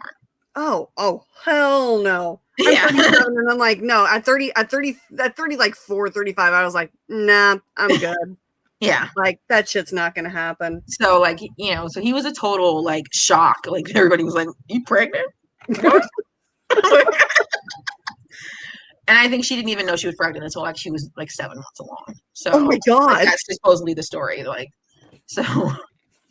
so much of you is making so much sense right now. Like, there's literally, like, of course you're a comedian after this, because there's only so many times you can tell that story without people being like, this is bullshit. But like, no, you have, like, these are stories that like you have to tell on stage. Like, it's like my cousins were there, like a couple of my mom's siblings, like I think only like 2 of my mom's sisters were there. Like, so like a lot of people on my maternal side of my family who did not like my dad at all. Like my grandparents, like my grandfather, my dad and my grandfather were only 8 years apart in age. Oh. So yeah, my dad was only 8 years younger than my grandfather. So I mean, I have a rule that you couldn't have gone to high school with either of my parents. Yeah. So he kind of beats out that rule, but still, like, it's still a little. Yeah, it was like and it was like my grandmother and my grandfather like just spotted my dad for who he kind of really was right off the bat. But my mom was or is, because she's still alive. She'll never watch this. This is why I can talk about it. Famous last is one. Like, no, she'll never watch it. She's too busy playing video games. So that's awesome. So she, like, my dad, like, basically he tricked her. Like, he was very intelligent and very, very charming. Like, I have another story about my dad that, like, unless you were there, it's very difficult to believe. But like, when I first started doing comedy, I worked at the Laugh Factory, and I was living here. I was living in Long Beach with my sister, and my dad was still alive then. And I had like sort of made friends with David Alan Grier. Well, one year, David Alan Grier did not have anywhere to go for Thanksgiving. So he came with me to my sister, my sister to my sister's sister-in-law's house, right, in Ladera Heights. So he drove himself there, and he brought food because David's a big foodie. So he cooked, a couple, like, he brought, because it was like a potluck type style Thanksgiving. Well, like halfway through the dinner, my dad and my brother-in-law's father disappeared. And we're like, where are Jay and Arthur? So everybody's looking for Jay and Arthur. And then we finally asked David, like, have you seen our dad? Like, my dad, and have you seen Cornell's dad? And David goes, oh, I let them take my car to go to the grocery store. Now, at the time, David Alan Grier drove a brand new Porsche 911, and he let 2 old drunk fucks take his car. Because my dad had spent like 2 hours charming the fucking pants off David Alan Grier. If David Alan Grier had been a woman, my dad would have fucked David Alan Grier that day. Like,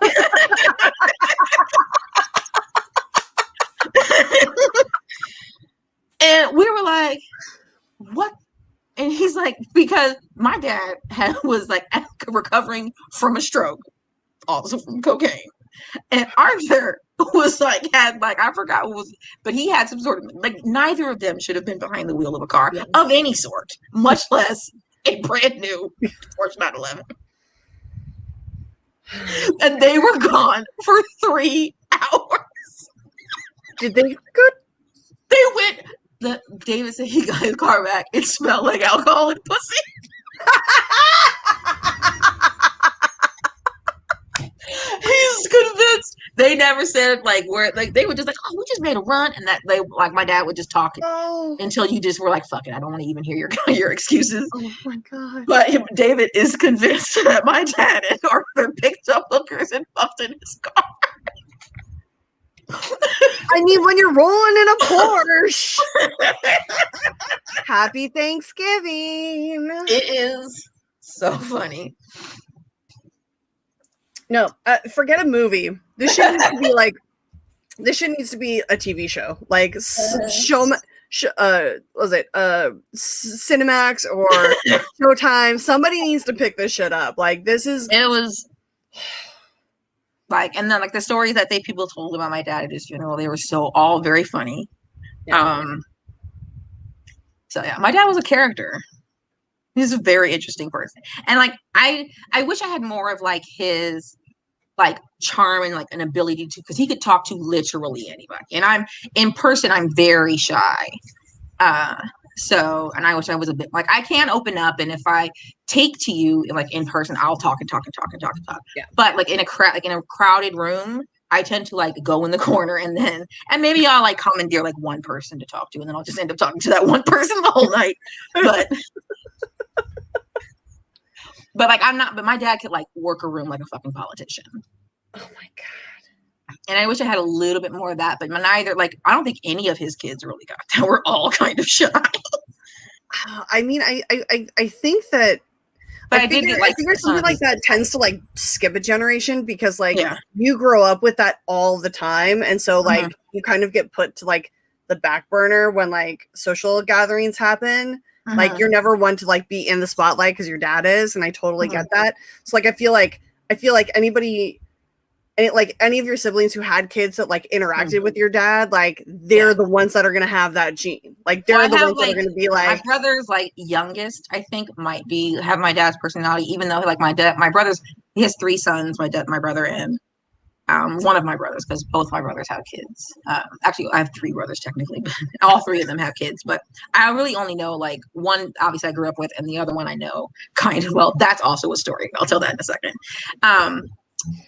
So, and the middle one kind of looks like my dad, but the younger one acts like my dad. So we'll see, because they're still like fairly young. The middle one is 13 or 14, and the youngest is, I want to say, I think he's 12. I can never remember kids' ages. There are too many kids in my family. But I know the oldest one, he's 18. He just graduated from high school. But yeah, so let me tell you a story about how I met my half brother. I'm here for all of you. I'm here for just tell you all the family stories on my dad's side are pretty hilarious. So we always knew my dad had other kids. Like I grew up knowing about one of my sisters and my brother. So I but we always suspected that he had other kids. Like there's just no way he's out here just pimping hoes and slamming cat like those. There are other children. So right. And my sister was like, she's like, I'm almost positive there's a sister older than me. So my sister, she's 15 years older than me. And the story of how she found out about me is also hilarious. But so she's like, I know there's another sister who's maybe like 12 or 14, 15 years older than I am, right? So, and which would make her, that sister is actually the same age as my mom, which is hilarious. Wow. So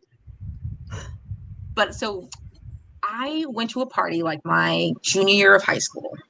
I went to like a house party. And, and it was like a couple of kids from a couple of different high schools. And so I went to high school in San Francisco called George Washington. And there was kids there from like other high school. And one of the high schools was High School Galileo. And I'd heard of this kid before. And I only knew his first name. His name is Jelani. So, and I'd seen him and I was like, oh, he's kind of cute and stuff, right? And in hindsight, he looks exactly like my father. Like they could be twins. It's so disgusting. So fucking Freudian. So he was at the party. So my friend Cammie is like, oh, Jelani's here. Right. So we talked for like 2 hours at this party. Like we exchanged phone numbers. We're like, and then cut to, but we like neither of us ever ended up calling the other one. Cut to about a year later. Daria's like, I found the other brother, right? And he's, about 4 months older than CJ. I'm like, okay, cool. And my brother and I are only a year apart in age. So she's like, he's coming over to my house where I live with my mom and my brother. She's like, he's coming over, and he comes to the door, comes up the stairs. And I was like, and we looked at each other and we were like, oh shit. I met him at a party. I almost fucked my brother. So glad that didn't happen. Yes. And we were my God. Oh my God. And we didn't tell anybody about that for like 5 years. I wouldn't either. Oh my God. And then one day we went to visit we found the other sister, and we went to go visit her in Florida, where my dad is from. And then we finally revealed that story, like around the table. We were like, did you guys know that me and Jelani met before we actually met? And then we told the story, and my two sisters and CJ were like, that's disgusting. You didn't fucking know. Yeah, like we didn't kiss or anything like that, but it could have so easily happened. Well, I mean, yeah. Oh God, it just makes me so glad to be a woman because, like, you would know all the kids. I know for a fact, no matter how old I get, no matter how young I pick up a man, I know for a fact that is not my son. Because you saying that his first daughter was as old as your mom, I'm like, dude, that could have gone real bad. Yeah, because he kind of knew. That's the only kid where he's like, he didn't really know until she was maybe like a teenager that she existed.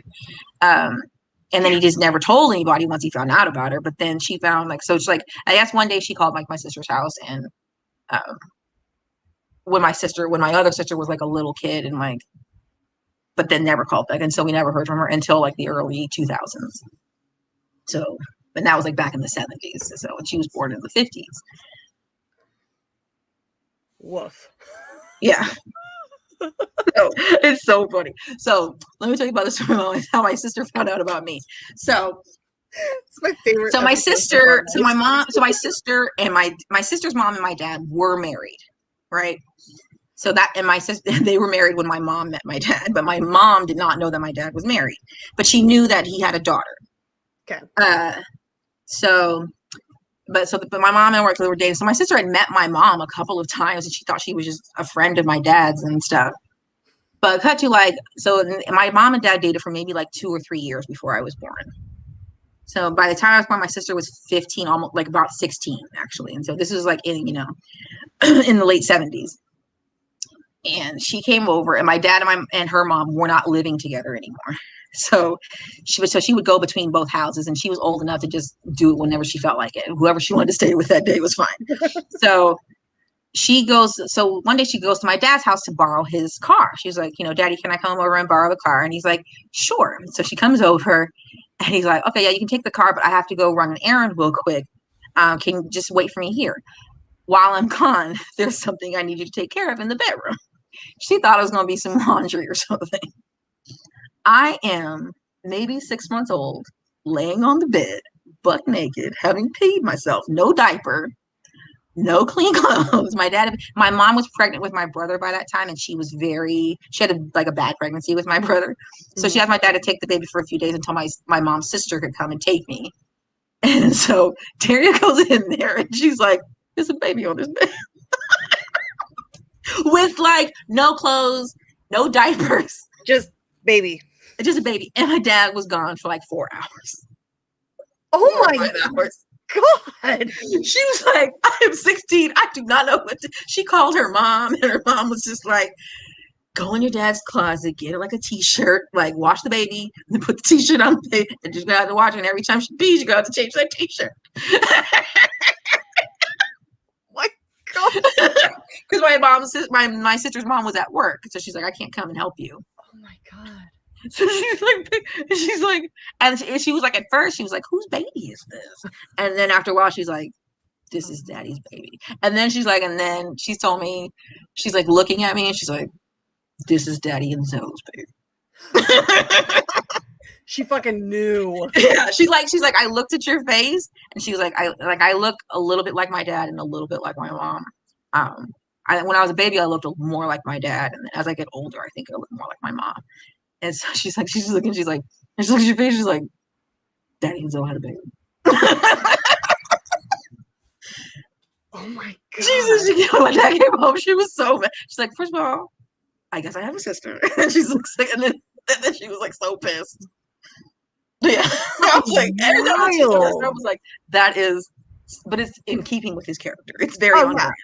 It's completely within his brand. Yeah, it's very on brand. From what I've been able to ascertain. You can put it on his Insta stories. Yeah, I love that story. I think like I'm like, of course that's how he did it. Of course. Wow. I love it though. That's Wow. however I decide to put these stories together.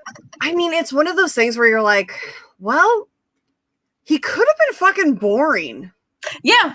Like, and I mean, I got a lot of his good qualities, because like he was a huge reader, like would read anything, had read everything, like everything from like newspapers, comic books, novels, like dense Russian novels, dumb pulp novels. Like when he passed away, we cleaned out his apartment. It was literally just full of like the most random assortment of books and a ton of porn. got to keep your mind agile, yo. Yeah. So like, I mean, and I got his like reading habit. Like I learned to read very young and I stayed like a huge reader my whole life. And he was like a math genius. Like he could do any math problem in his head for the most part. Like, so I got like a lot of his. And I'm not a huge math person, but I do take to like technical information very easily. But you are an Excel nerd. Yeah. that is a weird manifestation of math nerd too. Like it's crazy. Now, because my dad read fucking everything too, and like he used to bring home like boxes of books. Like my dad was a guard at Lockheed Martin Missiles in Space, and so like he was the one that like 5-star generals would be like, we want Craig to like give us our tours because he's fucking funny. So like the guards would have like this box of books that they would just like discard or like trade upon. It was like this really low circus like library thing that they kept going. So my dad brought home books for me. Did your dad ever gift you like books for you to read? Oh yeah, all the time. And there would always be some like poured over book that he'd read, and like because he also didn't like treat his books well. Whereas like I treat my books like they're my babies, they're my treasures. He treated his books like they owed him money, but bitch. So he but he would give me books, and like my brother was not a big is not a big reader. He reads every once in a while, but it has to be something he's very interested in. So I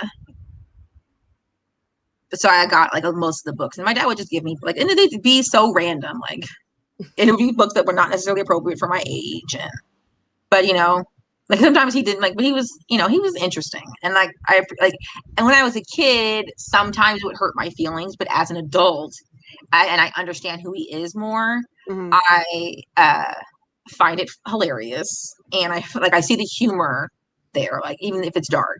Yeah, like I see him like but it's so funny. And I mean, if you have hoes showing up to your dad's funeral, you can either like get real angry and upset about it, or you can fucking laugh at it. Like I know what I'm gonna choose.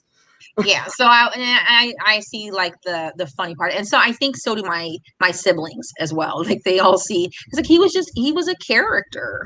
Yeah, like he was very charming, and like my dad, in San Francisco, he used to get mistaken for Mayor Willie Brown a lot because they looked like they're about the same height and build, and they looked very similar. So it's kind of like that's really so funny. Like they knew of each other. And so sometimes they would pretend to be the other one because it would get them out of things. Because Willie Brown is also, a little bit of a Rolling Stone. So I was about to say, from my memories of a child, I mean, I would have loved to have met Willie Brown and have him try to pass himself off as your dad. I think that would have been fun. Yeah. Like, he's still alive, right? Yeah, he's still alive. Yeah.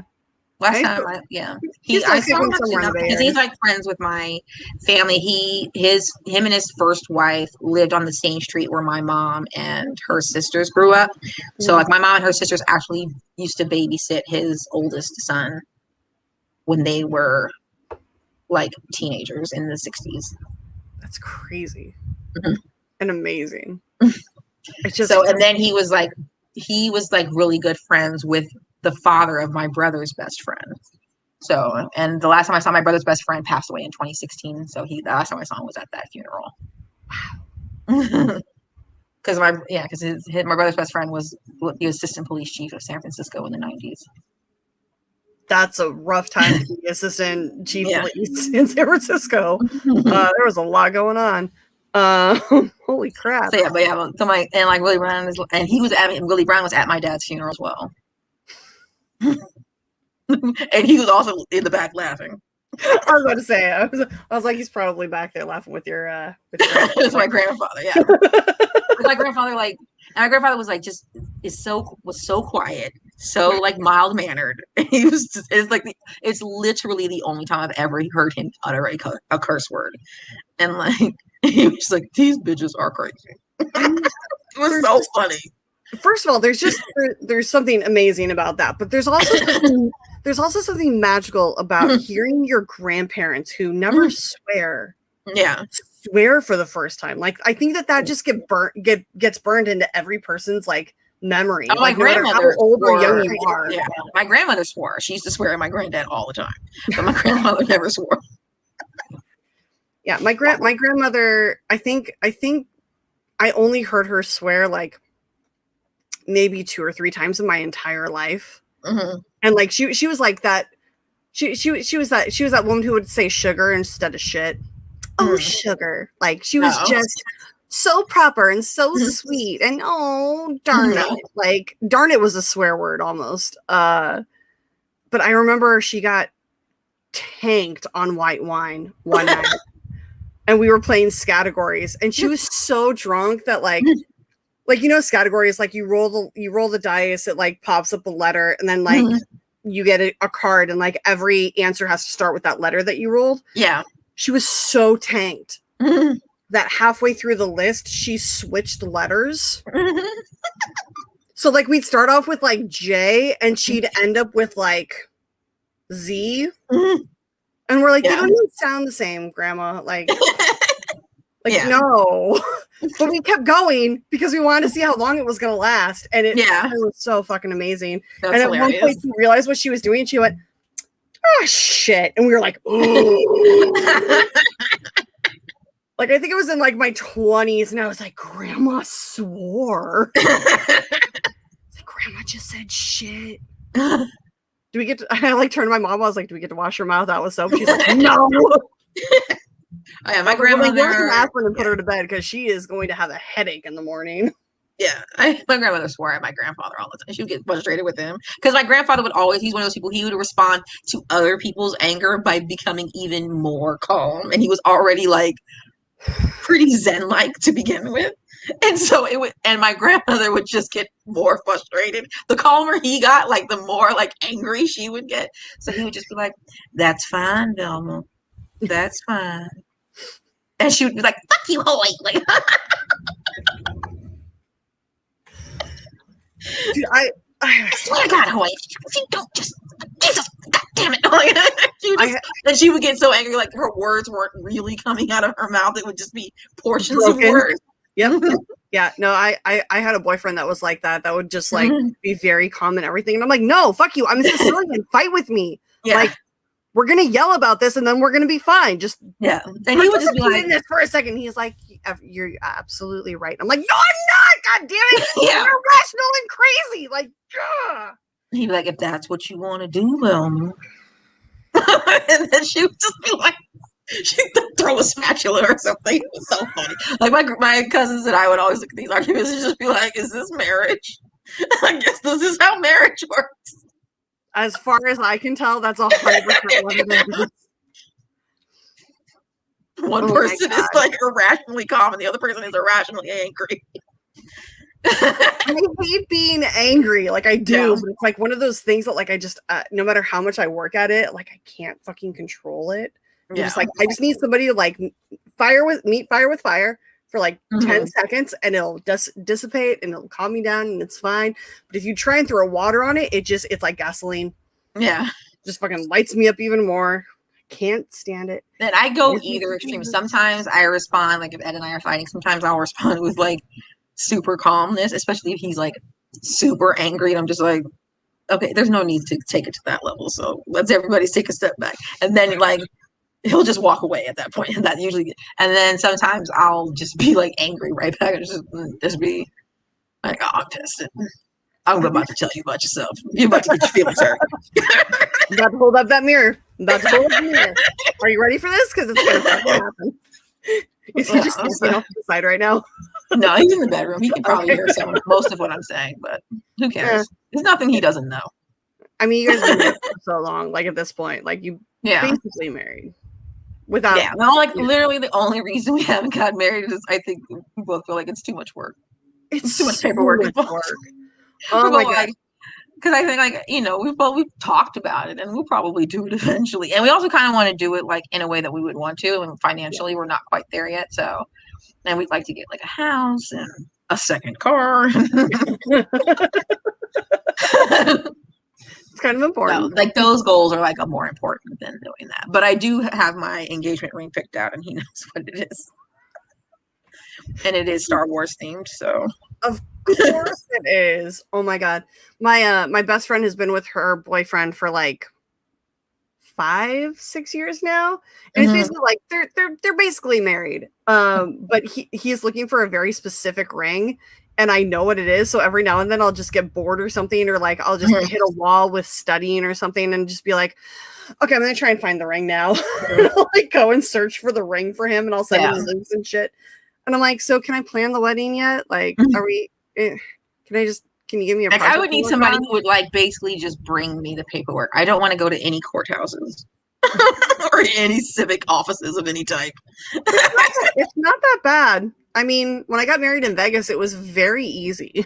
Well, getting married in Vegas, it's just like, are you both alive? Okay, you can get married. Yeah, I mean, basically, they're like, oh, IDs? Okay, cool. Yeah. No one's under duress? Blink twice if he's forcing you to do this. Like, it's so and like Ed would absolutely never get married in Vegas. I brought that up to him before, and he was just like, not in a million fucking years. Why he not? hates Las Vegas. It's so much fun. You can pick. Yeah. You can get married on the deck of the Enterprise. Yeah, like two of our friends, the Blackwoods, they got married in Vegas a couple of years ago, and he was just like, "I would never do that." I was just like, "I'm not surprised." I mean, I am not a huge fan of Vegas. I'm one of those people. I go to Vegas. I go to. I'm like, I want to spend my day at the pool, then I want to spend my evening getting fat, and then I want to go to a show. Yeah, I don't want to do anything else.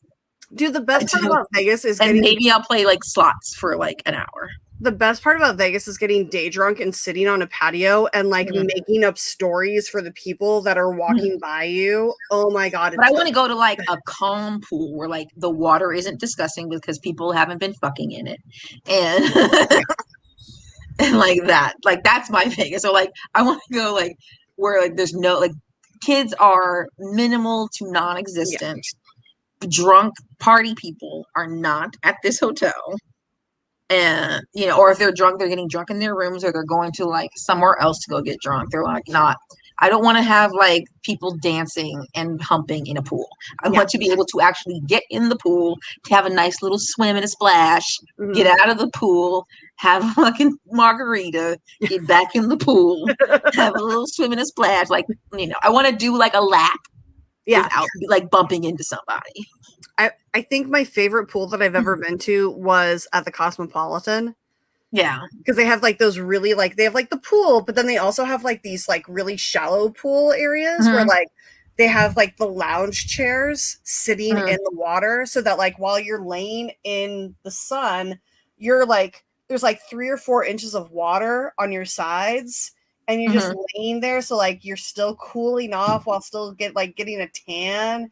It's so comfortable. It was so chill up there. I mean, I'm also one of those people at a pool where I'm like, I make everybody look at me in the pool. So I'm just like, watch this. And I do like a dumb dive or like or like, watch this. And I do a handstand. I'm 40 and I still am like, if I go like when I go to my cousin's house in Tennessee, she has a pool and I'm just like, I make her children watch me. I'm like, watch this, Kinsey. And then I'm like doing like a dive. They have like this grotto that you could jump off of. I'm like, watch this. And I'll do like a somersault in the air. Like I'm still like, it's like I'm 11 years old when I get into a pool. Like my cousin, it's so bad. We went to the Dominican Republic for one of my cousin's weddings. And like, I was like in the resort was on the beach. Like you could just walk out of your room and be at the beach. And so we were always at the beach. And I was in like I would immediately get in the water. Like we would get there and I'm just like bye, and then I'd get in the they started calling me Baywatch. Like come on Baywatch, we're gonna go get our hair done. It's time. You're like, but I'm not done. I want to keep swimming. Watch what I can do. it was like me and like my aunt was there. One of my aunts was there, and she had like at the time she had like this caretaker guy. And he's so cool. And so he and I were like in love with the ocean. It was just him and I like just in the ocean, like a couple of assholes. And like and it was like where they have the resort, like that part of the ocean, they had blocked it off, so like sharks and shit couldn't come up. But other like sea life would be in there, so we would just be like, "Did you see anything down there?" Like, I saw an octopus, and we are both like at the time we were both like 37 years old, and we're like, "I saw a sea turtle," like, like fucking 2 5-year-olds at the aquarium. Dude, the aquarium is amazing. I miss going to the aquarium. I love the water. And actually, I would get married in an aquarium, but I don't. Like, Ed would never do anything cheesy like that. So I think he wants to get like my family's home. Like my family has like 2 apartment buildings in San Francisco, and one of them is like kitty corner. You know, like the sisters, the 5 sisters, on where the Hayes. Like my family owns an apartment building that's on Hayes Street, like the Hayes Street Hill where the Beta Breakfast goes by. Yeah. So Alamo Square Park, the Full House part, is right across the street. Like if you have a front facing apartment, like your views of that park. And one of my cousins got married there like 12 years ago, and it was like, we can just get married in this park like Nicole and Brian did. Like, okay, I guess if you want to be basic and copy somebody else, we already did this in 2009. Yeah, but if enough time goes by, fuck it. Yeah. But so I was like, I don't know, but I would get married in an aquarium. Yeah, especially in Monterey Bay. They have that wall of jellyfish. Fuck yes.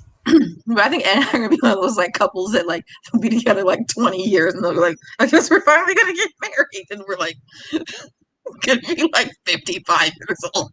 Dude, my dad and my stepmom were together for 14, 15 years, something like that. And like, they got married because my dad was having medical issues and shit like that. But basically, like we always like we knew like they were together, like they were married in our minds, but like. You know, they had to go through with that, but still, it was like one of those things that, like, yeah, just fucking do it. Why not? Yeah, I mean, I guess like also like it's a party. Like in my mind, a wedding is like you can do like a 5-minute ceremony and then have like a 19-hour reception. Yeah. Like that's over by 8 o'clock because that's my bedtime.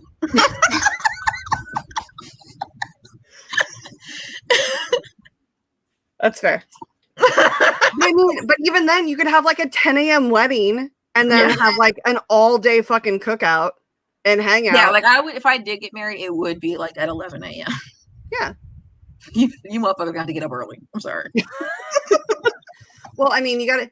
It's one of those things that, like, in my head, because I used to plan weddings and like I used to work at an event center where we held weddings, and in my head I'm like, okay, but you have to allow for like hair and makeup and decorating like on the day, and like I just started going into party planning about it. I'm like, actually, you want to get married at 1 because you don't want to wake up too early, then you have to get your hair and your makeup done, you have to get all of your girls together. No, everybody's getting up at 5 a.m. to make this happen by 11.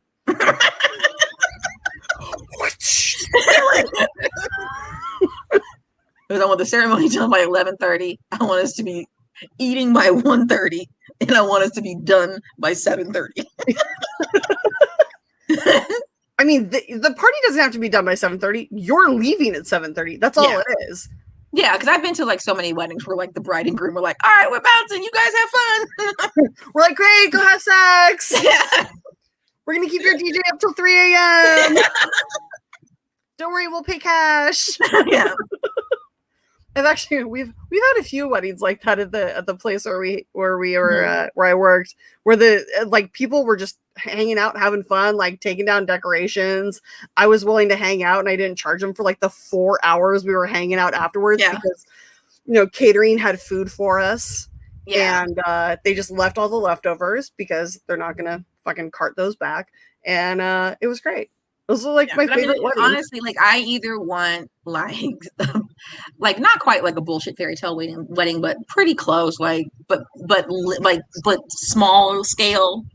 Like so I want like a ridiculous dress, but like a very simple ceremony.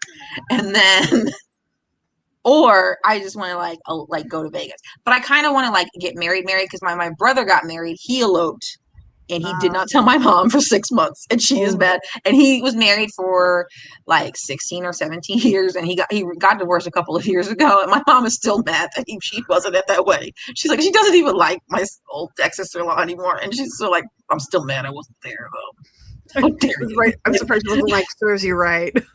Yeah. And then so you get not inviting your mother.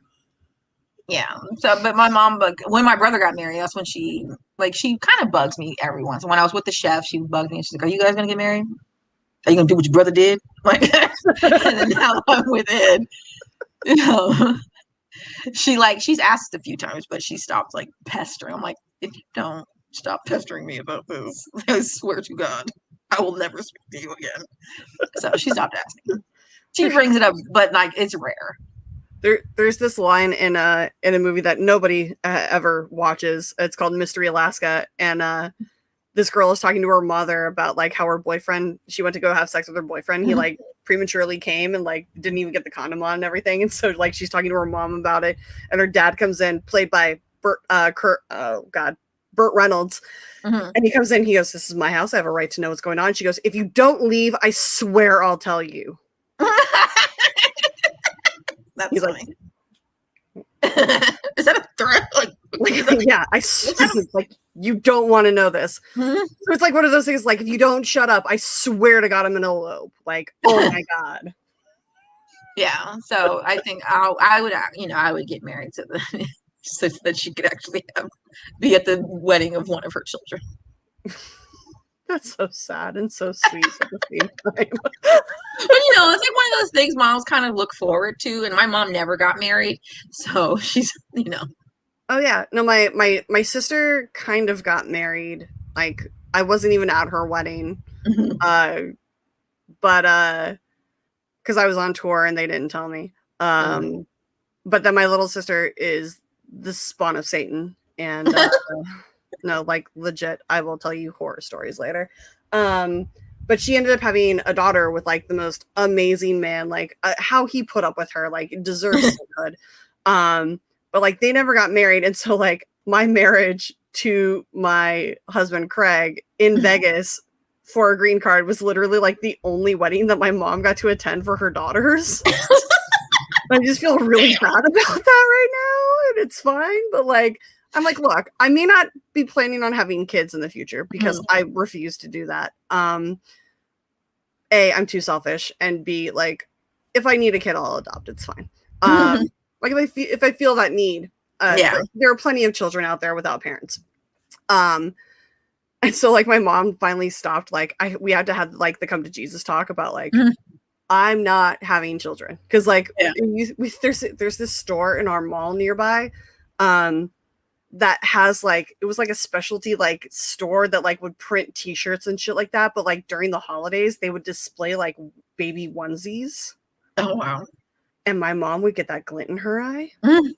And like I took her in one time because like one of my like a few of my friends were pregnant, and I was like, great, I need to go pick out baby gifts and Christmas gifts, like let's go into the store. And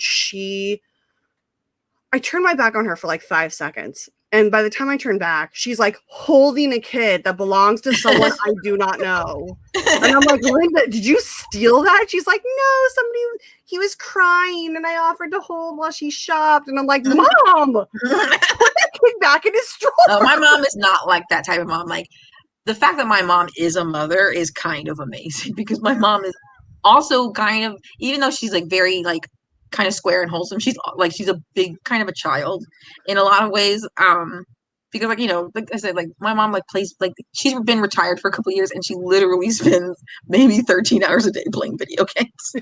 Good for her though. And she always has, like even when we were kids, like she bought us a Nintendo like when my brother and I were, I don't know, 10, 11, and she got so addicted to it, she bought herself a Nintendo for herself. I was about to be like because like she wouldn't, like, that was before you couldn't like save your place in a game, so she would leave she would pause it and leave it on all day, and then my brother and I weren't allowed to play with the Nintendo that she bought for us. So my brother and I were just like, this cannot continue. I'm so sorry for you, but we're gonna have to do something. So my mom finally bought her own Nintendo, and then like bought like duplicates of certain games so that she could have her own copy because That's amazing. And kept it in her, like, she had like we had like a living room, and then she had like her own sitting room, and she kept it in her sitting room. So what's her big game now? Like what's her Like, thing? she likes, and like, so she was like a big what is it called, God of War fan, and so she loves like adventure games. So she has a PlayStation and she has a Wii. So she plays like Mario World and all of those like Mario adventure games, and then like basically like any adventure game, and sometimes like war games. Like her and my brother play Battlefield and like Call of Duty. I would love to see your mom like with a headset, just like swearing at some 12-year-old in Connecticut. She lives with my brother in Arizona now. And when she lived on her own in San Francisco, she had a gaming chair in the living room.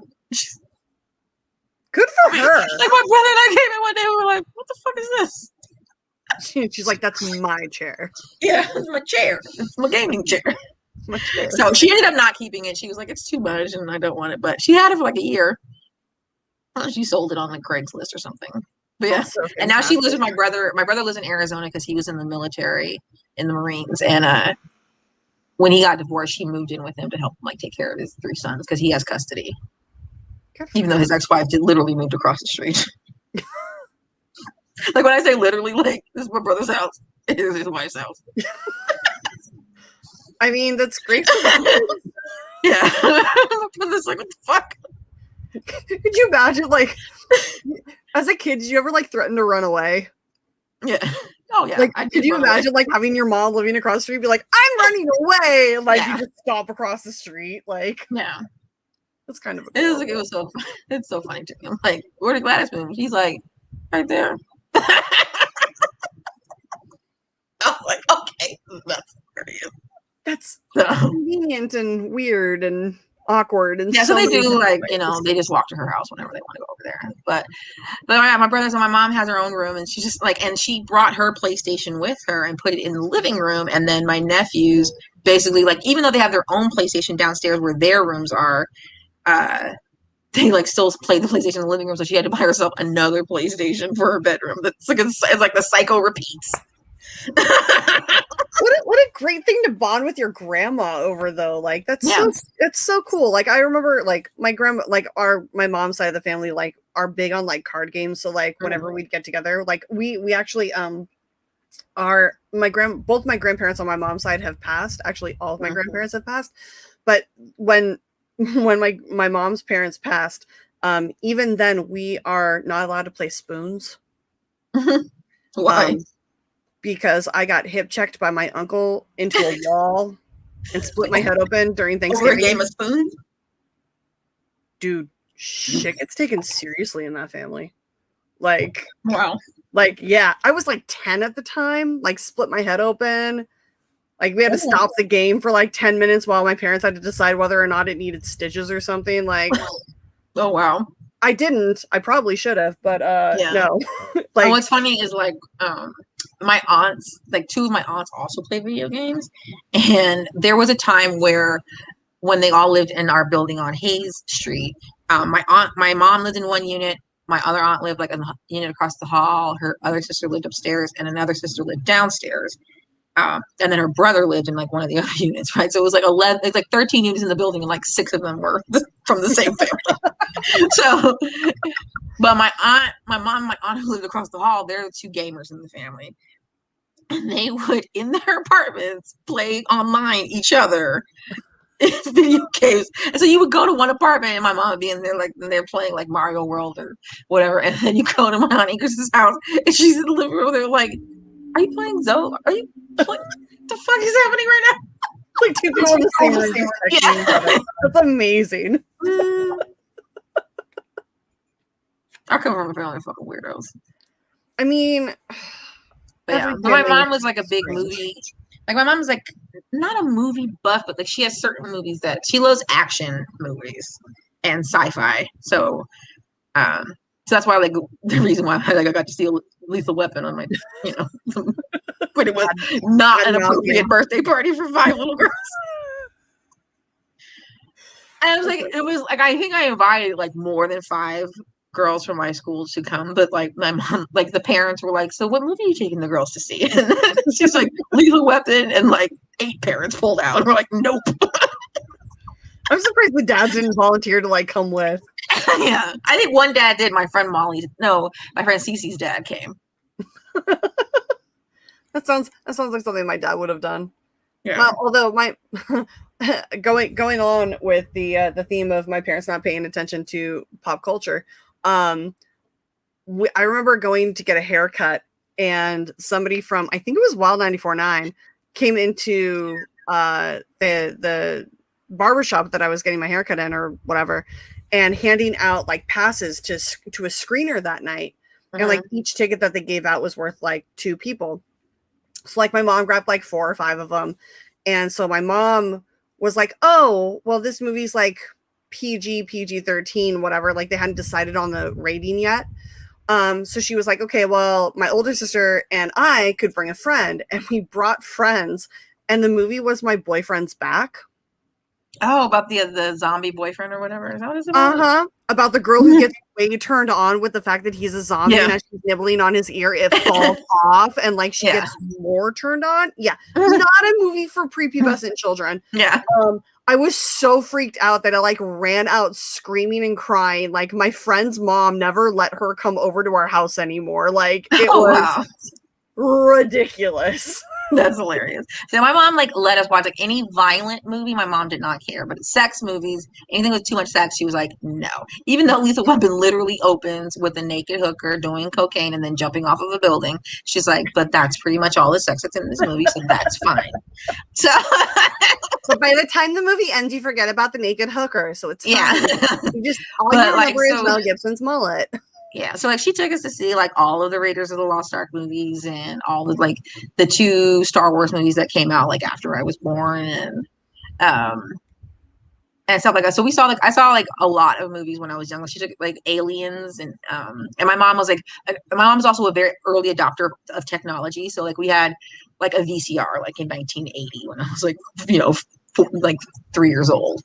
So and she spent like $100 on movies. As you know, a VHS tape cost like $100. Oh, yeah. So, and we owned like a bunch of movies when I was a kid. Like, so we owned all like, so that's how I sort of probably got into movies and she would buy like any movie that my brother and I wanted to own. She would rent or buy it for us, like pretty much without question. Didn't matter if it was rated R or anything like that. She's like, as long as it doesn't have a lot of sex in it, I don't give a fuck. And then one of my mom's sisters, my aunt Portia, she's way into horror movies and like the gorier the better. So I do not like horror movies at all, but the horror movies I have seen or know about is probably because of her. That's awesome. I mean, you always have to have the like that aunt or uncle that like gets you into weird shit like way before you should be. So my aunt Portia was in horror movies and makeup, and she was a flight attendant.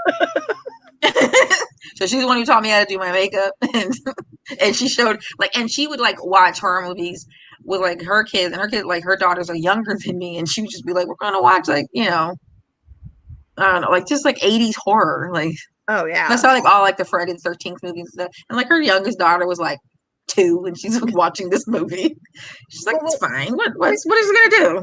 When you're I don't know from that young of an age, it's either gonna make you like but like her other daughter, like her sister was like 5 and old enough to fully be traumatized by what she was watching. But now they're both into horror movies themselves, like my one cousin, the older sister, she's like into horror movies, but you wouldn't expect it. Like if you met her, you would either think that she's like sort of this proper chick or that she's a little bit of a hippie. And then you would look at her DVD collection and you're like, wait a minute. She's like, I have the original Spit on Your Grave in 9mm. Yeah. She's like, flowers and love and incense. And then her sister is like went into like is very like sort of glamorous and has like a little bit of like a jet setty lifestyle, but is also way into horror movies. And like she's like, she wants to redo her house, and she's like, if my husband would let me, I would just goth this house the way the fuck out. Do it. Or I'd make it look like a medieval castle. And I'm like, in a neighborhood in Brentwood, Tennessee, where like Faith Hill is your neighbor. Oh Okay. my God. That is as soon as you said Brentwood, I was like, oh my God, that's the Beverly Hills of fucking Nashville. I lived in Hermitage for like a year and a half. Like I miss Nashville. Yeah. So I like it there. I go visit her a lot. We're probably gonna go in August. And God. I like her there. She's the one who has the pool. Make her force her children to watch me do dumb childish shit in the pool. I was about to say, like, if she lives in Nashville and you're going there in August, she has to have a pool. Like that shit is so hot and so sticky out there. I like going in August though, because then I can just spend all day in the pool. Yeah. Unless it's raining, which happens sometimes. Yeah, but then fuck it. It's a hot rain. It's not a cold rain, it's a hot rain. Nah. Yeah. I kind of like I kind of send him inside of the house for snacks. Like fuck it. Yeah. Auntie doesn't need to get out of the pool. Yeah. Oh no, like the first time I went to her house, I literally spent like 9 hours a day in the pool, and she's like, I feel like you're not here for me, Klee. Like, well, I am here for you. You're just not here with me. Like, yeah. She's like, I'm in the pool. Where are you? So, but I love it. But yeah, I like, and my mom was like a sci-fi, so she's a cute, loves Aliens is one of her favorite movies, like the Alien franchise, and she owns all of them. Like her Amazon collection is also a little bit schizophrenic. Like, cause she also likes like classic movies, so like, and like classic westerns and like she likes like John Wayne movies and also Jack Lemmon movies, and then also like every 80s and 90s action movie. So it's like Big Cake, The Apartment, Aliens. Yeah, like it's like all like it's like The Quiet Man. And then like Predator 2, like The Quiet Man's so iconic though. I do love The Quiet Man, despite its like one or two problematic scenes and the Irish stereotypes. Look, my favorite musical is Seven Brides for Seven Brothers, and I understand how problematic that is. Yeah, I get it. I understand. However, I will also say that I understand how problematic the fact that my very first crush was on Benjamin, the second oldest brother in the Pontby clan, and I to this day would be like, I would still do him even though he's like, it's fine, I get it. He's still Benjamin. That movie, there's a lot of movies back then that you just have to kind of like look at through a lens of like, they didn't know any better. I mean, a lot of those movies are problematic even though they're still classics. Like Breakfast at Tiffany's. Oh my god. So many issues. But also like so charming and so sweet at the same time. Like it's just it's weird. I just like the casual domestic violence in A Quiet Man. Just a little bit. It's fine. It's fine. Or the court jester where the lieutenant has to basically sell herself to the king in order to get access to the key. Like, it's whatever. It's fine. The Quiet Man has a couple, like, and then there's like the super broad Irish stereotype of that dude who's sort of like the town like tour guide / like fixer / whatever it is, and he's always drunk and he's like, and you're just like, oh my god. When you watch it through like a 2021 lens, you're like, damn. You're like that's That's terrible. that's an issue. That's not. I mean, you can even go back to movies like in the 90s and do that. Like, there's just some shit that like you just can't get past. Like or even the 80s, like 16 Candles. Oh god, Long Duck Dong. Are you fucking kidding me? Like, just like no. But like, for one of my, like, I think it was, I forget what birthday it was, but like when I was a teenager, my mom wanted to like, she's like, you can have like, go out with your friends and stuff, but I want to take you to the movies too. And so we were like, all right, I'm like, okay. And then I was like, you can pick the movie, Mommy. And she's like, okay. And we saw Predator 2.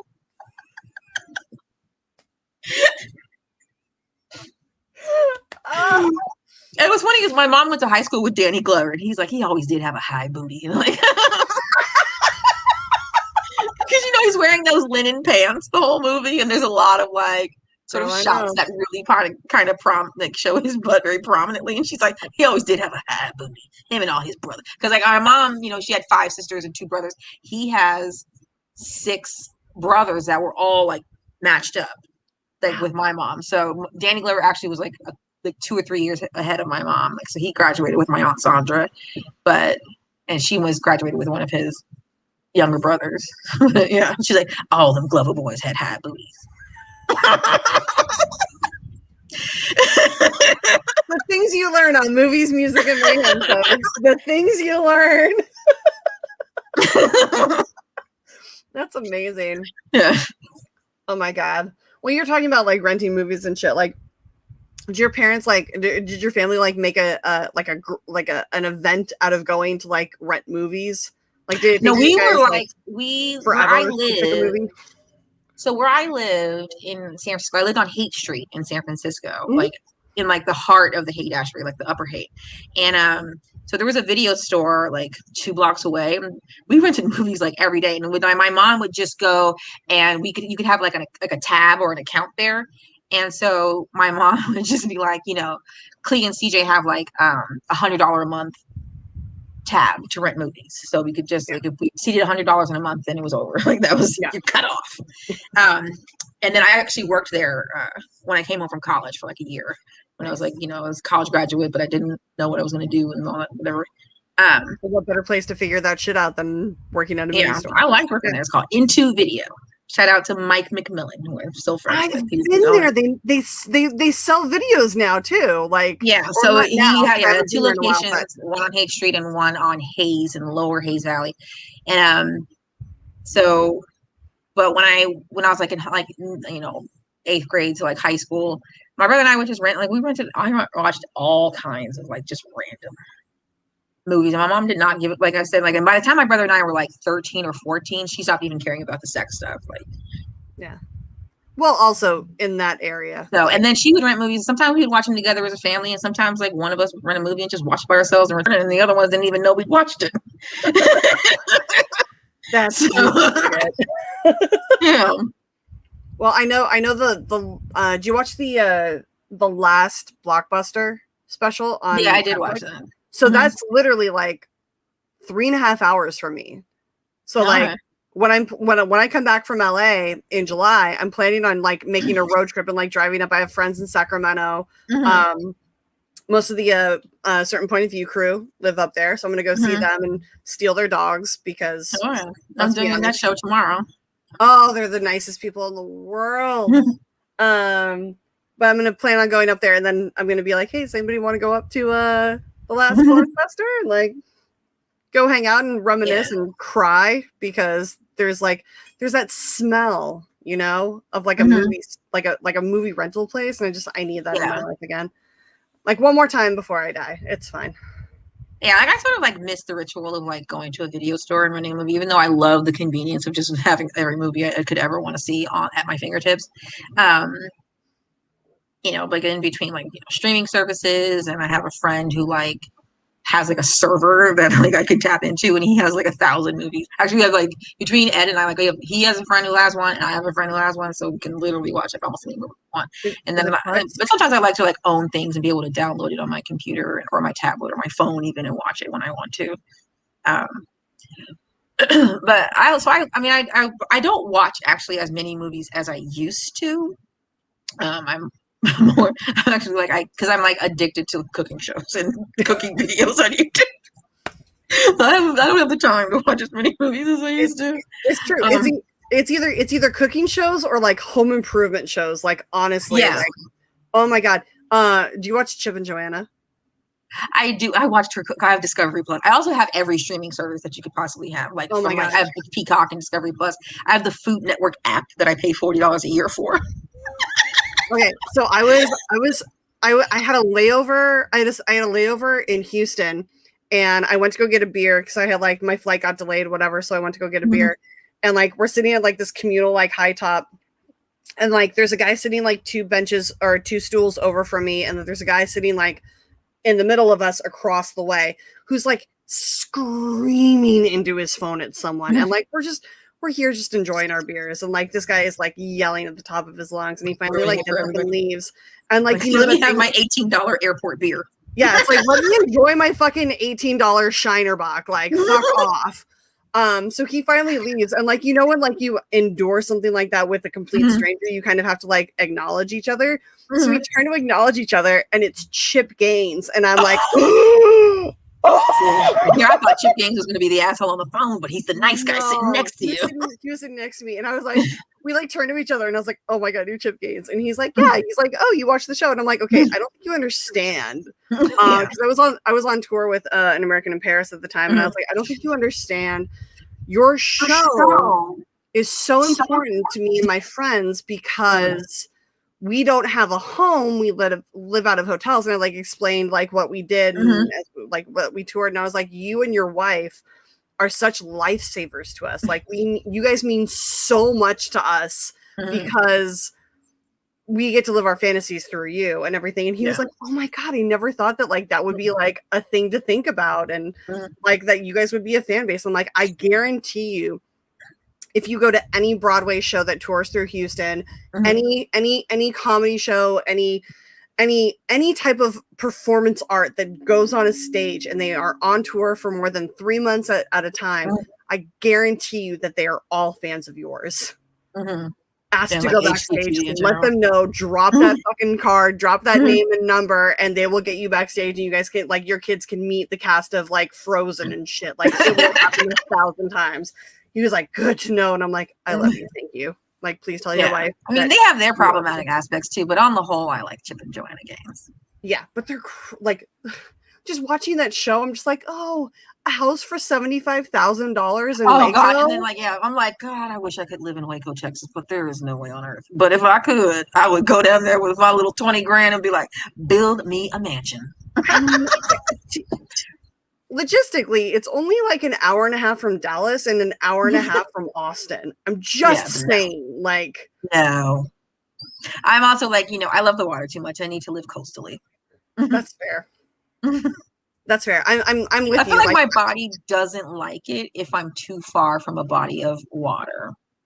I mean, if there's like a gigantic lake, it would have to be huge, not like no little lake where people go in with their house.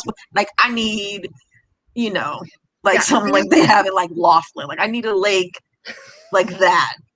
That's like the smallest body of water I can. Well, when you go to visit your sister in outside of Nashville, did you guys ever go to Lake Shelby?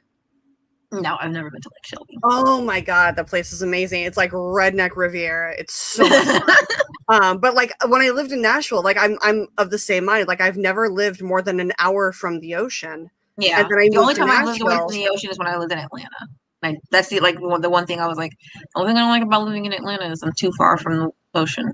Right, like you start to like get an itch in your skin. You're like, what the fuck is wrong with me? It's like, that sweet seawater. Yeah. No, I totally get that. So like moving to Nashville was hard, but it was one of those things that like I actually had a Bay Area native like friend of mine that lived there too. And she's like, she would recognize the signs. She's like, okay, we're going to the lake this weekend. It's gonna be fine. Like, don't worry. We'll get a houseboat. We'll barbecue. Yeah. My cousin is not very outdoorsy.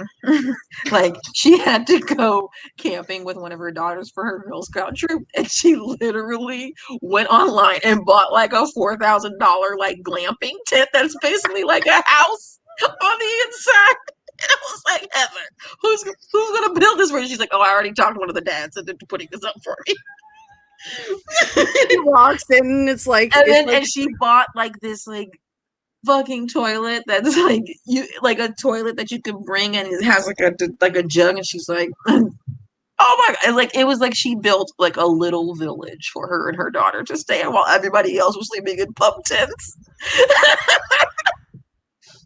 She got cots and shit, and it was so hilarious. Oh my God. She's not outdoorsy. She's like, I'm only doing this because I have to. She's like, I forgot to sign up for the cookie sales, and they fucking guilted me into going camping. Dude, I was it was when like my other cousin and I were watching her, we were just like, Heather, what are you doing? Just get a regular tent. You can live in a regular. It's 3 days, Heather. She's like, no. She's like Instagramming and showing like her kitchen inside the tent. No, she doesn't. She's not really into Instagram. She's actually not into social media at all. It's like the most anachronistic thing about her. But because everything, like her life is very Instagrammable, but she does not Instagram. Good for her. Yeah. that's very different for that neighborhood that she lives in, because everybody, I feel like that's like the first app that they open in the morning, and that's the last app they close at night. Like she does social media like begrudgingly when she absolutely has to, because her husband's kind of well known, so, and he does Instagram, but he just like, he kind of like, for the most part, he leaves his family out of it, because Heather's like, I don't want that shit. That's good. But I like it. But like, I applaud it. Like, I'm like, that's good. And I'm not really, I mean, like I said, I forget to take pictures, so that's like the only reason why my Instagram is as barren as it is. And it's not that barren, but it's pretty, for as long as I've been on it, it doesn't really have that many pictures. I think the most I have of my Instagram is like the thumbnails for the shows that I do, because like I haven't left the house in a year and a half at this point, kind of. And I'm just kind of like, when I do cool shit, I will Instagram the crap out of it. Like when I was on tour with John Leguizamo, I was like, yeah, let's fucking Instagram this. It's awesome. I'm going places, I'm seeing people, I'm doing things. That's what you Instagram. I'm like, nobody wants to see me sitting in my room for like the 70th day in the row, like watching random movies and like studying for the Schmodown. Like nobody wants to see that. Like there are very few pictures of me on my Instagram. I think there's maybe 5 or 6. There's a lot. There's more pictures of Ed than there are pictures of me, and there's pictures of food that I made. Like I don't even take pictures of food that I eat at other places. Like it's only food I make. I'm like, fuck those people. My food only. I think the only picture of food I have is like I went to Umami Burger a couple years ago because Alton Brown had a burger. It was like a specialty burger there. So like I think that's the only thing on my Instagram that's not something I made. That's food. Okay, well, we are close. We just finished 2.5 hours, so I'm going to let anybody know who's watching 5 minutes to send in any Streamlab questions you may have for the two of us. We'll talk it through. I'll end with this question because I know that like I can keep going for hours. You have a bedtime, and I've already kept you up an hour past that. So I don't want you cranky in the morning for work. So I'm going to make sure that we finish this right. Okay, so what is a movie that you have, a movie, show, or music that you have discovered during quarantine that you did not think you were going to like and you fucking loved it? Oh, what's that show? It's on Netflix. It was a dude. He was like Uhtred, son of Uhtred. That show. I forget what it's called now. It's like left my brain.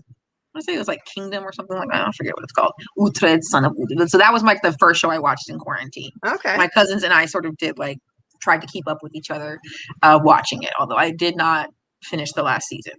And then in movies, I just watched sort of like what came out on streaming. Trolls World Tour. I actually enjoyed that. So good. It was adorable.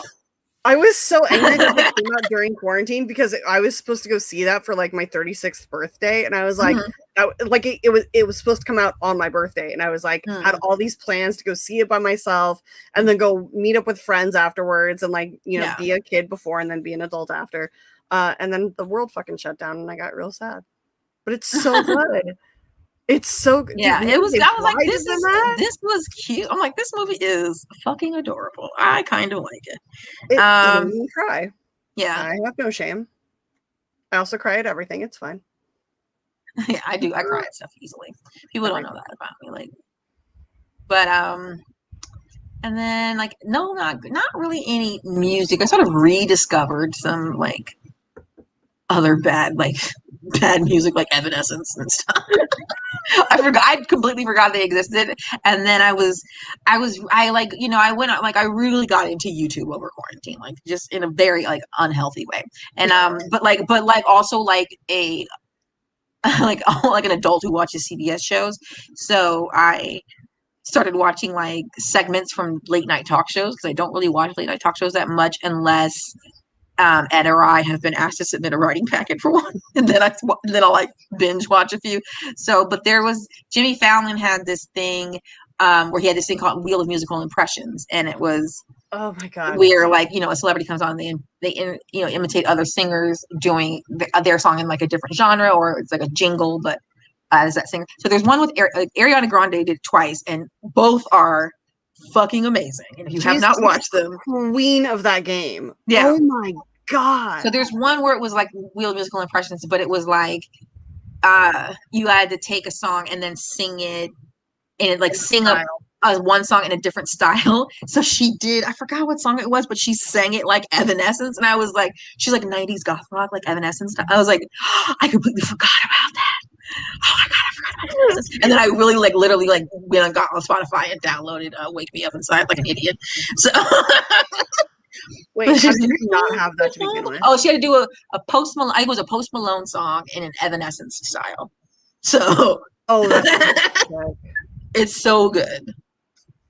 Dude, her Celine Dion is ridiculous. That was hilarious. She's like, when she did the like, thank you. That's the part that killed me more than the singing. It was the like, thank you so much. The mannerisms. Yeah. She can literally do anybody. Like, I would go see her sing a Britney Spears concert or a Christina Aguilera concert, like, hands down. Don't care. Oh, the Christina Aguilera was good too. That was very good. I was like, oh my God. She's so good at that. Like, it kills me. Yeah, I love those, and I love the lip sync battles that he has. Yeah, the lip sync battles are also very good because then you see like people who know like I would not have expected you to even like be able to keep up with that song.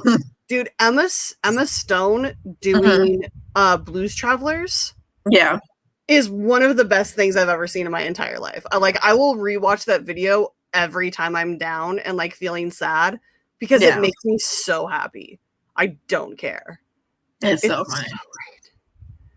I'm just looking at the chat just now. I see Eric Barnes left a comment a couple of hours ago. Klee was also my Santa Claus. I cooked Christmas dinner for Eric Barnes a couple of years ago because he was sick on Christmas and like couldn't go home, and so I was like, I have an extra pork tenderloin. I'm gonna use pork tenderloin and some potatoes. It sounds like a pickup line. Like, honestly, I got a pork tenderloin. I was like at home, and I'm like, and I bought like 2 pork tenderloins, and I'm like, I don't think we're gonna eat both of these. Like, it's it's just the 2 of us. And then like I saw on like Facebook or Twitter or something like that where everyone was like homesick, and I was like, I got a pork tenderloin. I'm gonna bring it over. And then so I cooked him like a whole Christmas dinner and brought it over. That's so sweet. Actually, it's funny. The first time I remember like seeing Eric Barnes was at one of the UCB Christmas things that they had, where it was like a face-off of Christmas characters. It was like Battle of the Christmas characters, and he showed up as the Ghost of Christmas Present, and I was like, this is a Muppet brought to life. Like, this is the exact Muppet from the Muppets Christmas Carol. Like, what is going on in my life? And I was like instantly like, I love this man. I love Eric Barnes. He's awesome. And then like, I think that was the Christmas that like I think Jen Sturger was on the panel, and she was like deathly sick. Like, she had some crazy flu, so she was just like double fisting like Dayquil and NyQuil like on the panel, like uppers, downers. She was just like all over the place. She ended up like she was trashed by the end of it. It was so fucking funny. She was so sick. I felt so bad, but I was like, this is entertaining as fuck. But I remember meeting him that night, and it was so fucking amazing. So much fun.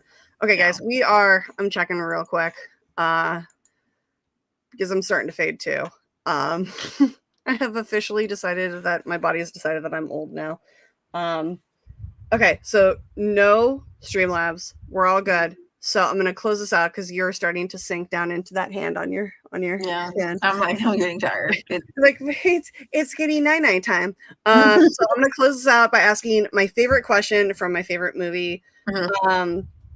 My favorite movie is Almost Famous. I love that movie so much. And the movie I've never seen. I know who I'm doing a watch along with. It's like one of those things. I have a couple movies that I've never seen. It's almost like a point of pride that I'm like, I'm never gonna see it. Fuck your expectations. Like, I've never seen Braveheart, and I've never seen Titanic. Those are the other 2. And people are always like, how? Yeah. How did you avoid that for so long? Okay, anyway, that's a conversation for another time. So William ends the movie by finally getting to do his interview, and his last question is this: do you have to be happy to write a love song? Do you have to be sad to write a sad song? The real question is, what is it that you love about music? What do I love about it? I guess it's the memories it invokes for me. Like, so like certain songs will remind me of a certain time in my life. Like, whenever I listen to like a Dina Howard freak like me, like that reminds me of college. That was like my anthem in college too. That just started playing in my head. Freak Yeah. in the morning, freak Yeah. in the evening. Oh yeah. You know, so it'll just like it evoke like so certain songs will just evoke memory. So I think that's probably what I like about it. Because I do like to sort of like relive. I'm not one of those people who I don't really relive bad moments or moments I regret very often. Maybe like a little bit like in the moment or a few days, you know, with a few, but like after a couple of days, I'm one of those people who's just like, whatever, it happened. I don't give a fuck. But like happy moments or moments that like brought me joy in some way, I tend to relive in my head a lot. So, and like Adina Howard, like that song, like there's a lot of good memories attached to that song. So, but I mean, and there are other songs that like have, you know, similar or other like, you know, happy moments. Like E40, like kind of like my whole family were all E40 fans, like all of my cousins, even my cousins who didn't really grow up in the Bay Area, like still like got sucked in by osmosis and, and like our E40 and you know, San Quinn and Mac Mall fans and whatever. Mac Dre fans. So and so like listening to like Bay Area rap music like kind of reminds me of like my cousins and like especially like once like, you know, my cousin, we started getting, I didn't get my driver's license until I was in my 20s, but some of my other cousins that are around my age like did get their driver's licenses when we were teenagers. So it was like, you know, rolling around listening to E40 going nowhere, just driving across the Bay Bridge for no reason. Yep. Like what are we going to do when we get to Oakland? I don't know. Turn around and come right back. Yeah, I guess we go to that Denny's right there off 80. I don't know. Oh, yes. The amount of money I spent at that Denny's is ridiculous.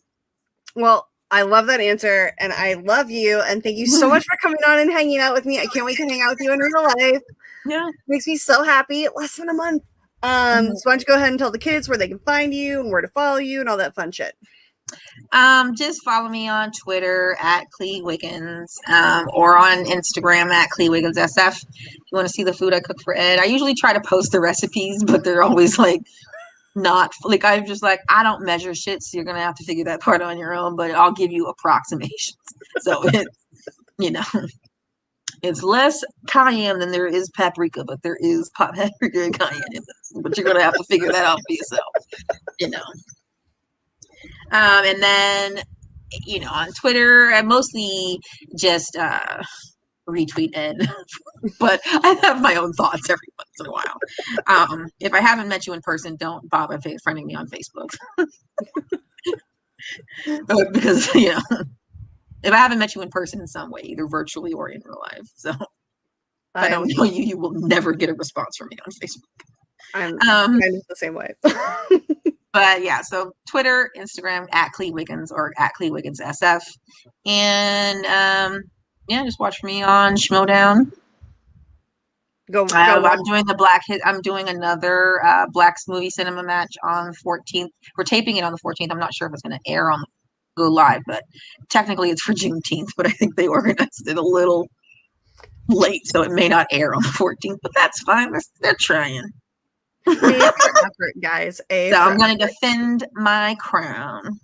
Hell yes. And you're also on a Certain Point of View tomorrow night. And I'm on Certain Point of View tomorrow night. And you can find me. I'm on I've done a bunch of different podcast appearances.